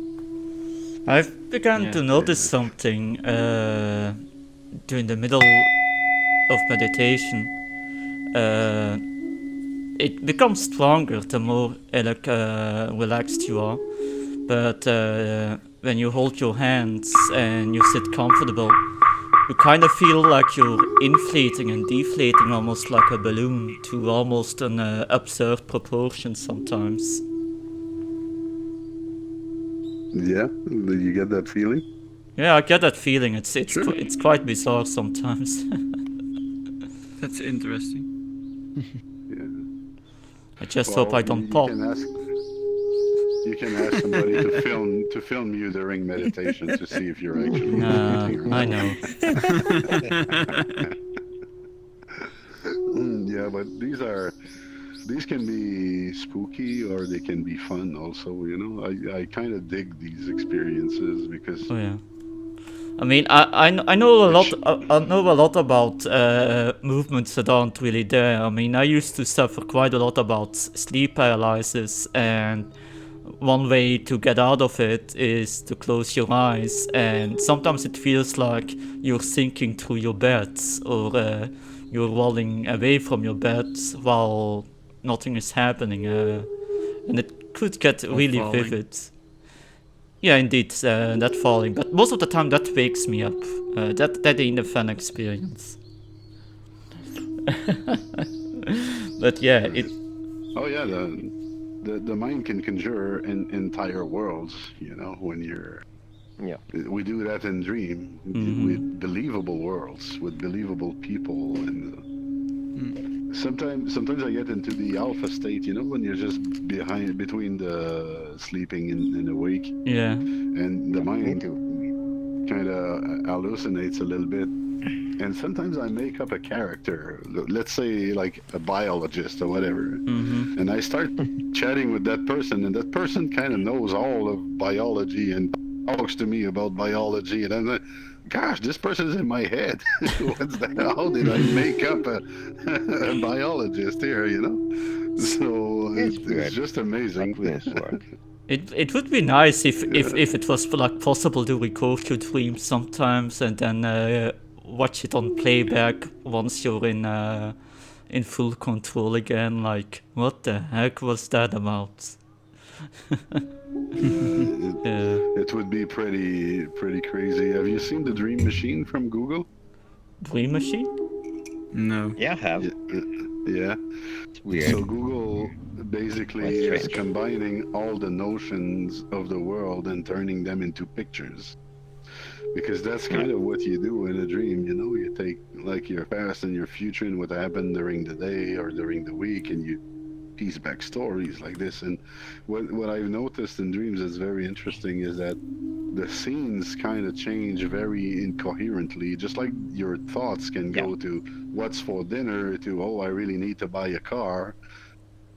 A dream is just a vivid thought, basically. It's a series of vivid thought that you go through. But since you're deprived of all your other senses, then you hear the sounds and you see the sights. So you just not only hear the little voice in your head, you have the full spectrum of the experience. But it's the same thing, it's the same rhythm as your thoughts. It's just like sequences of a very bad movie that are pieced together. Pretty much. So if you watch that on playback, you would probably ask yourself, what the heck did they smoke before they made that movie? Because it would be pretty strange. Definitely independent movie, not a big production. Oh, I don't know. I mean, well, to be fair, I think most dreams would still be better. I think most dreams would still be better than most of the movies that UV Ball made. I mean, that director makes some weird ass movies. Anyone seen a UV Ball movie? Right. But if a director dreams and records it, he can make something new of it. At least it will be more original than what Hollywood is making all the fucking time. Sorry about that. That's what lucid dreaming is about, though, to direct your own production, I guess, you know. Alright. So, hey, Scarlett, I saw that you have a new casino world. Are you getting into the entertainment industry in VR? You should visit that. I think it's called Casino. Thank you. It's called Casino Royale, I think. Have a look. You did a good job. I immediately think of the James Bond movie. Yeah. Yeah. Well, I didn't tell you, but Scarlett's actually a spy. Oh. Aren't you, Scarlett? Badly as good as in. Well, what kind of? How is James Bond even a spy when he introduces his full name every bloody time wherever he goes? Right. Yeah. Bye-bye. Thank you very much. Bye. Bye-bye. Bye, Scarlett. Oh, spy mission. Bye-bye. Yeah, that's right. That's why I found Lupin much better. Well, no, to me it's just part of the fun of a James Bond movie. It's like he goes to a pub to meet whatever research he has to do, and he said, "I'm going to drinking first. Hi, my name is James Bond. Give me this and that." I'm like, Jesus Christ, dude, focus on your work and stop using your name. Even his enemies are like, James Bond, we've heard about you, and I'm like, how? Not a very good spy. Alright, so after these words of wisdom, Casper, I think I'm just gonna call it a day. I'm gonna be back at the session later. So it was nice having you guys. Thank you for coming. Yeah. Thank you for having us. Bye. Yeah, thank you. See you. I mean, I still like James Bond. I've seen most of the movies. My father was at least a fan of the original older James Bond, because you probably noticed James Bond got a lot of younger and a lot hotter ever since generations passed by. He used to be quite an older, more middle-aged man in the older movies, and then suddenly, in the newer movies, suddenly he's like this young, blonde, hot guy with a six-pack and all. I'm like, okay then. Like Jared. Oh. Hey, I'm gonna probably bounce too. It was nice seeing you guys. See you. Okay. Have a good day. Yeah, me too. Bye-bye. Bye-bye. Bye. Yeah, I gotta go to. Yeah. Yes, yeah. By the way, Casper, since you have sleep paralysis, did you ever meet the old hag? The old hag? No, because I know what you're talking about. I tend to close my eyes to avoid that shit, but I do hear a lot. I do hear a lot of shit. A lot of yelling, cries, scary noises, vibrations. very strong vibrations sometimes. I had a couple of out-of-body experiences because of those vibrations. Quite interesting, actually. Oh, you have those? Yeah, but I know those. I stopped doing those because it kind of spooked. Well, to be fair, the experience itself is quite relaxing. It's almost like a meditation experience in that you don't feel right much, and to be honest, like no fear on anything. But it's the transition of the out of body feeling that's rather uncomfortable. Like it's something very alien to do. Like, yeah. And this is by video or sound? No, I used to have a lot of insomnia, so it would trigger to me on a nightly basis, so... Yeah. Okay. Yeah, I just had an interesting 5 days last week, because Jay Shetty did a workshop every day about habits, so it was really interesting. Yeah, but sleep paralysis... I tell you, Eric, I wouldn't be surprised that in the past they would think they were being possessed by demons and shit, because I did search about it. I think it's something that your brain... Oh, what was it about again? Part of you is asleep. Apparently the brain disables the bodily functions, so you don't walk around while sleeping and stuff. So it actually paralyzes you. And you're not supposed to wake up in that moment. No, definitely not. So some people do. Yeah, and then you get in. That can be terrifying. You can't even talk. You can only breathe or move your eyelids. Yeah. Don't try. Sounds terrible. Don't try to yell. It's not gonna work. Just remain calm, and don't try to fight it. Sometimes I have nightmares and I wake up and my room is totally black. So when I wake up from my nightmare, I still think I'm in my nightmare. So I'm seeing things against the wall and against the ceiling, but I don't see the ceiling or the wall. I only see black. So I don't have proper nightmares anymore. Weird reason. I don't have nightmares anymore. Well, don't know why.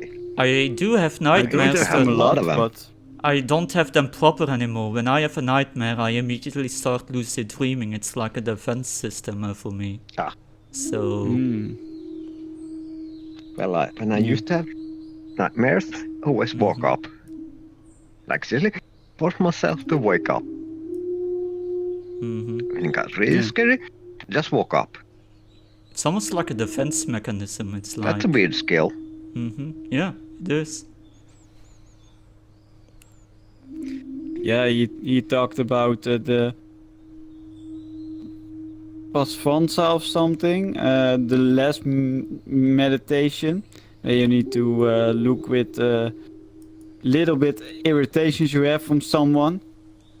But I just have it in my life. I have a very irritating updoor neighbor who likes to play music till 2 p.m. 2 a.m. in the night. So I know. I live with 4 people in this building complex, and this building complex we live in, most of them come from the institution in this town as well. Because like I mean, some of them are fine, but some of them, they're like, yay, I'm recovered, my alcoholism is gone, let's party all weekend and then come blackout drunk back home again.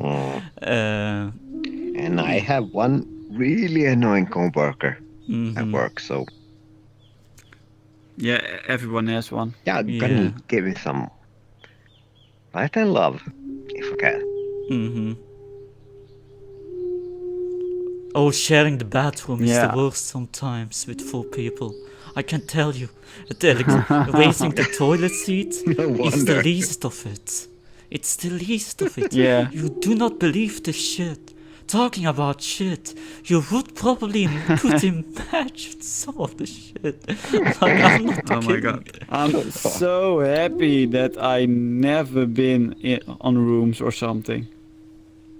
I'm so blessed. Sometimes, sometimes you say like, please to God, please Almighty in heaven, when I raise the toilet seat, please let it be clean. Oh, that's terrible. And then one of the guys says, "Oh, I ate a lot of beans. That's gonna be fun for me tonight." And I'm like, "Oh crap! This is not gonna be fun for me." Damn it. Oh, terrible. I was I used to go to a friend of mine who is now living on his own with his girlfriend, but first lived on rooms. Yeah. And they just shared one toilet with five boys, so terrible. Yeah. Oh Hygiene there was terrible. Yeah, no wonder. Some of them have the mentality in bathroom is where you dreamt your crap anyway, so why bother cleaning it up? But I'm like, yeah, well, it ain't really fun, you know, if you see like the toilet seat has some brownish tint to them, you know.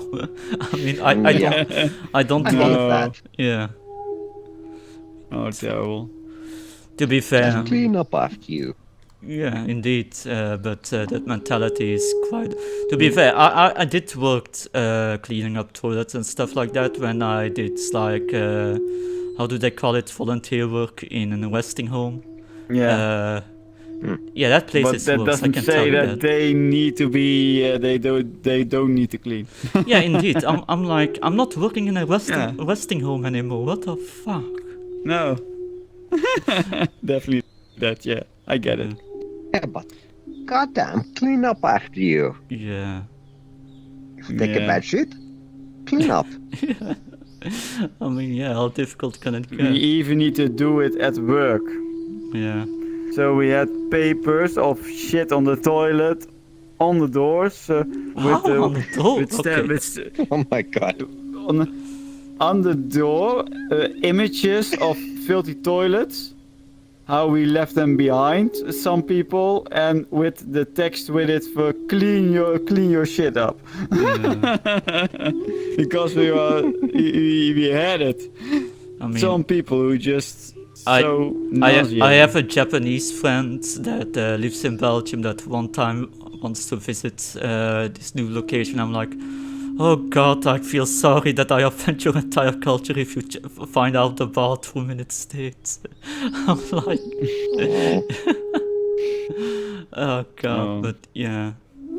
Also, one other annoyance that I have, like, I have to clean the carpets when you come inside, and the stairs, which is also made in carpets, which is nice, home for your feet.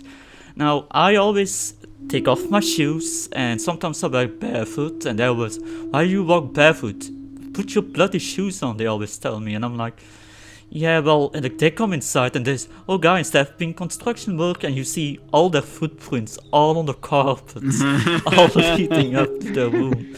And I'm like, I just cleaned that shit like half a day ago. And now it's fucked up again. It's a bloody carpet. And now with the snow it's worse, it's even worse. Yeah, well... It's all wet. It's a carpet, you know, that's the worst. Like, take off your shoes. Yeah. Oh my god. It's Corona and now we have the best winter ever in times. Now there is snow 20 centimeters high to 60 centimeters. It's crazy.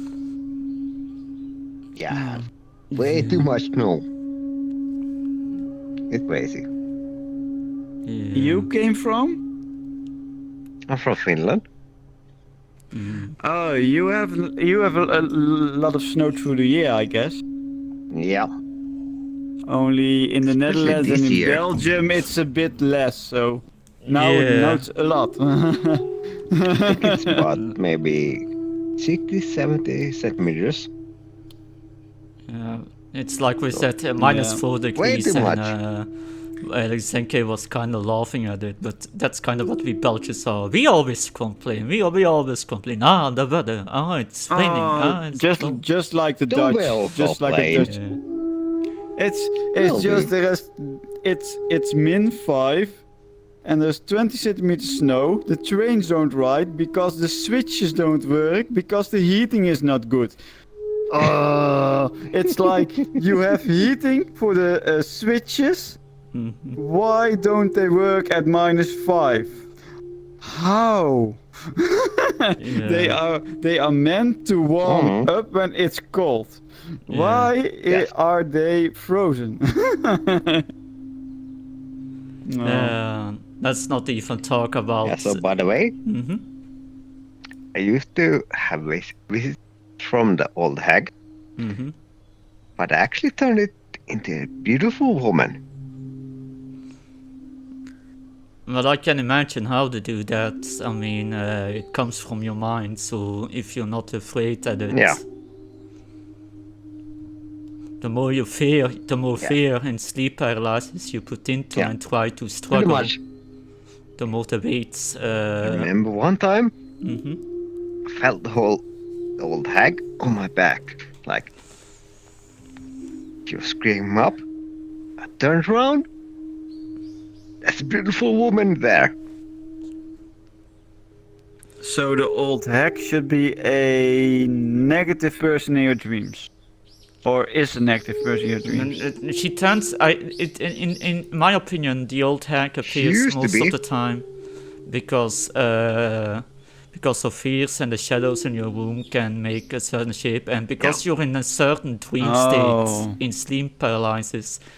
For many people, it assumes of the old hag, as they call it. But because you can't move and you're aware. Someone is ringing the bell. And I turn that around. I don't think. I don't think. Hold on. Is there still? No one is online here. Oh wait, no, there's not. It's probably the old hag because she knows we're talking about her. You can't do it with your girlfriend though, making you like the old hag into a beautiful woman. Please don't call your girlfriend an old hag. She doesn't like that. That's bad. That's really bad. Yeah. Oh no, I see the old hag again. What? I mean, just imagine you're waking up, you're waking up from a nightmare, and suddenly you see a very blurry shape, and it's actually your girlfriend's head sleeping next to you, and you start to yell in pure panic. I have the cabinets of my sleeping room are from my grandma who died a few years ago, and they not painted. They did something. They passed something on the mirror because she saw other people in the mirror at night. So they covered them the mirror. So one thing you can do to see shapes in your room without having to go in sleep paralysis, even when waking up, is when everything is dark, but sometimes you can still see a little bit. If you focus on a specific thing, sometimes it feels like it's expanding and contracting and expanding or moving on its your own. mind will do something with it. Yeah, like it can be really fucking weird sometimes. Same as you play, as they say, you place a A4 white paper over your eyes, and you play white noise. Then, at a certain moment, your brains begin to make their own images and sounds, and it's like using drugs only with no drugs. Deprivation. Yeah, that's By the way, hold on to that expand and contract. That's gonna be important.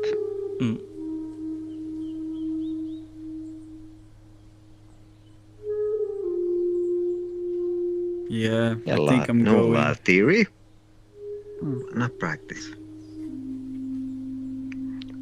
But pretty much, your brain expands and contracts. I used to call that an hangover back in the day. But yes, it does. It actually does. Close enough, I guess. It does so when you drink a lot of liquids. Sometimes it also can, you contract a lot of body. Contract a lot of body fluid for your brain, so it's. I guess it goes smaller. I don't know. I think it's. I don't know. Because it's dehydration. Dehydration. Yeah. You drink a lot of alcohol, you get dehydration, so the brain gets less moisture. It pushes against your skull, I think, and that causes the headache, I think. That's why they say to drink a bottle of... I don't get headaches. You have a lot of water in your skull. You're a waterhead. Well, a lot of blood as well, you know. Yeah. No, I love reading. So when I'm here, I have an app which makes a screen over here, and I can read it. It helps me practice my English speech. Well, I spoke so much. I'm so used to speaking English that sometimes I tend to forget how to be as fluent in my own language. And then I'm like, fuck the Flemish Dutch language. It doesn't make any sense anyway. I still don't know which words of DT. I still make DT mistakes every fucking time. I'm like, I never learned that shit. DT. So it's a T. Yeah. If it's a U. Yeah. And if it's not a U, then you do D. Yeah, well, the T can fuck itself. It's a stupid rule. I'm telling you that. Don't tell my teachers though. They always get angry when I told them that. How dare you insult your own language? And I'm like, I don't give a fuck. It's stupid. Well, stupid? If it's stupid, it's stupid. Yeah. Oh. Yeah. Well, I'm so happy that I have a free window app that works. So. I can imagine. Yeah. Maybe we should all start talking into Old English or something. The most difficult book that I have, because I read all my books in English and I have books about the entire collection of H.P. Lovecraft's. I have the Norse mythology set. The most difficult book that I have is the Divine Comedy, Dante's Inferno, Paradiso, and probably also Limbo. You know, the three. Most people only know about Dante's Inferno, and most people know it from the video game, which wasn't really good in my opinion. But yeah, it ain't an easy book to read because even the English structure is quite difficult to get. The Divine Comedy. Yeah, I can speak a lot of words, but I don't really know what they mean. So if I do this teaching here, I'm still guessing. So on what does he mean by it? So I learn better when it is in my own language, so that I can put the dots easier together. And when I do it in English, the dots don't really come as fast. So I have an issue that I have an issue that I read really, really fast, and that sometimes I sound slow because I keep having to go back to the previous words I was reading. It's one of the ways when I was reading books that I would read books in such a short time that I thought, okay, I'm going to slow my speeds to how an average person would talk to enjoy the book experience more, because I would go just page after page after page after page. I mean, it's a skill, I guess that. Well, if it works for you, it works for you. Yeah, but I had to slow down, so... I really need to get some more wisdom, but for that I need to learn. I need to practice. So I need to do more things with people so that I can learn how to deal with it. Oh. Oh, I remember my English teacher, because we are supposed to learn English from, people, good English, as they say, not from Americans, as my teacher told. But most of the time I was talking to Americans, so when my English improved, my teacher would be, "You've been talking more and more with Americans, haven't you?" And I said, "Yeah, so what?" And I can hear that in your voice. Okay, so what? It's not the proper English way how to say stuff. Like, yeah. I don't care. It's English. It's still English. Yeah. Close enough. Be nice that I haven't been talking with Texas people the whole fucking time. Well, but where you have how do they call people like rednecks? Yeah, I always laugh when I hear those people talk. Rednecks. It's really fun. Everyone can hear I'm from the Netherlands because I have such a kind of speaking. People either think I'm from Germany for some fucked up reason, or that I'm French. I'm not. Yeah, there are a bit of French in your land, so yeah, in your country. Yes, the French. Talking about the French, the bloody bastards, that I go back to France. Joking. And like the most land for the Belgians. Every time, you know, Belgium has like a part Dutch, Flemish, and part French. And one of the reasons is we used to be part of the Netherlands, of the part of the Dutch, and then the French kind of helped us to get independent. And we're finally away from the bloody Dutch, those bloody Netherlands suckers. We're finally our own country, but now we're stuck with the French. God damn it! Why are the French here? That's even worse, because they don't want to speak any other language than French. Yeah. I'm like, French have a big ego, but we are. We are very on our money. We all have a very big ego over here. Yeah. It's insane, like for fucking real. By the way, since you're meditators, I have a book suggestion. Frank Herbert's Dune.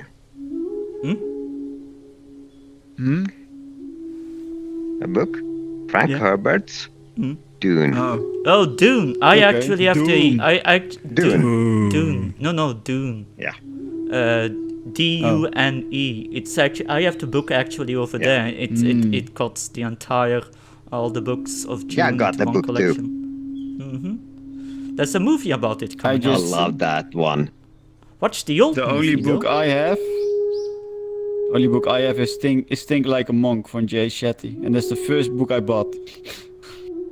Oh, and it was a few months ago. You need to read more books. But yeah, Dune. I do have Dune. I'll have to read it one of the time. I got the entire collection of it. You haven't read it yet? No, not yet, but I've watched the old movie back in the day, you know, the classic movie. That's not a great movie. It was fun for its time. It was fun for its time, to be honest. It was okay. Hey guys, I'm going. Need to go to sleep. Okay. Yeah. Bye. See you next week. Bye. See you. I just like old practical effect movies. That's why I love The Thing of John Carpenter so much. Yeah. Love that guy too. He's got some great movies. Yeah. The prequel wasn't even that bad of the new Thing of 2011. I just wish they used more practical effects instead of CGI. That's my only complaint. Yeah. Yeah. No. Yeah, good movies though. I love Dune. It's really complex. Yeah, that's why I need some time. I read the book one time, seen the miniseries a few times, and I still discover new things. I need to get into a specific mood to be able to read such big stories. It's not like a one-way trip. Like it's really complex. Seriously complex. It's like sometimes Yeah, like one of never those. read a book like that before. It's like some of those Final Fantasy games that lasts hundreds of hours and has such a convoluted plot sometimes. I need to be in the mood, otherwise I'm not gonna enjoy it. Yeah. Well, there's a mini-series that you can watch that's more easily digested. Yeah, but I'll probably start with the book first before I'm going to give those other stuff a watch. My suggestion is go for an audiobook. That might be a nice idea. Well, it's kind of much easier on the brain. At least for me, when I read, get kind of lost. But when you actually hear it, for me, that works. Yeah. On that regard, it ain't an audiobook, but it was about the poem of the Raven read by I think the guy that played Saruman of the Lord of the Rings. He was audio talking about the Raven of H.P. Edgar Allan Poe. Always nice to listen to as well. Yeah. I love audiobooks. Just go lay down on my couch, my headphones on, and just listen.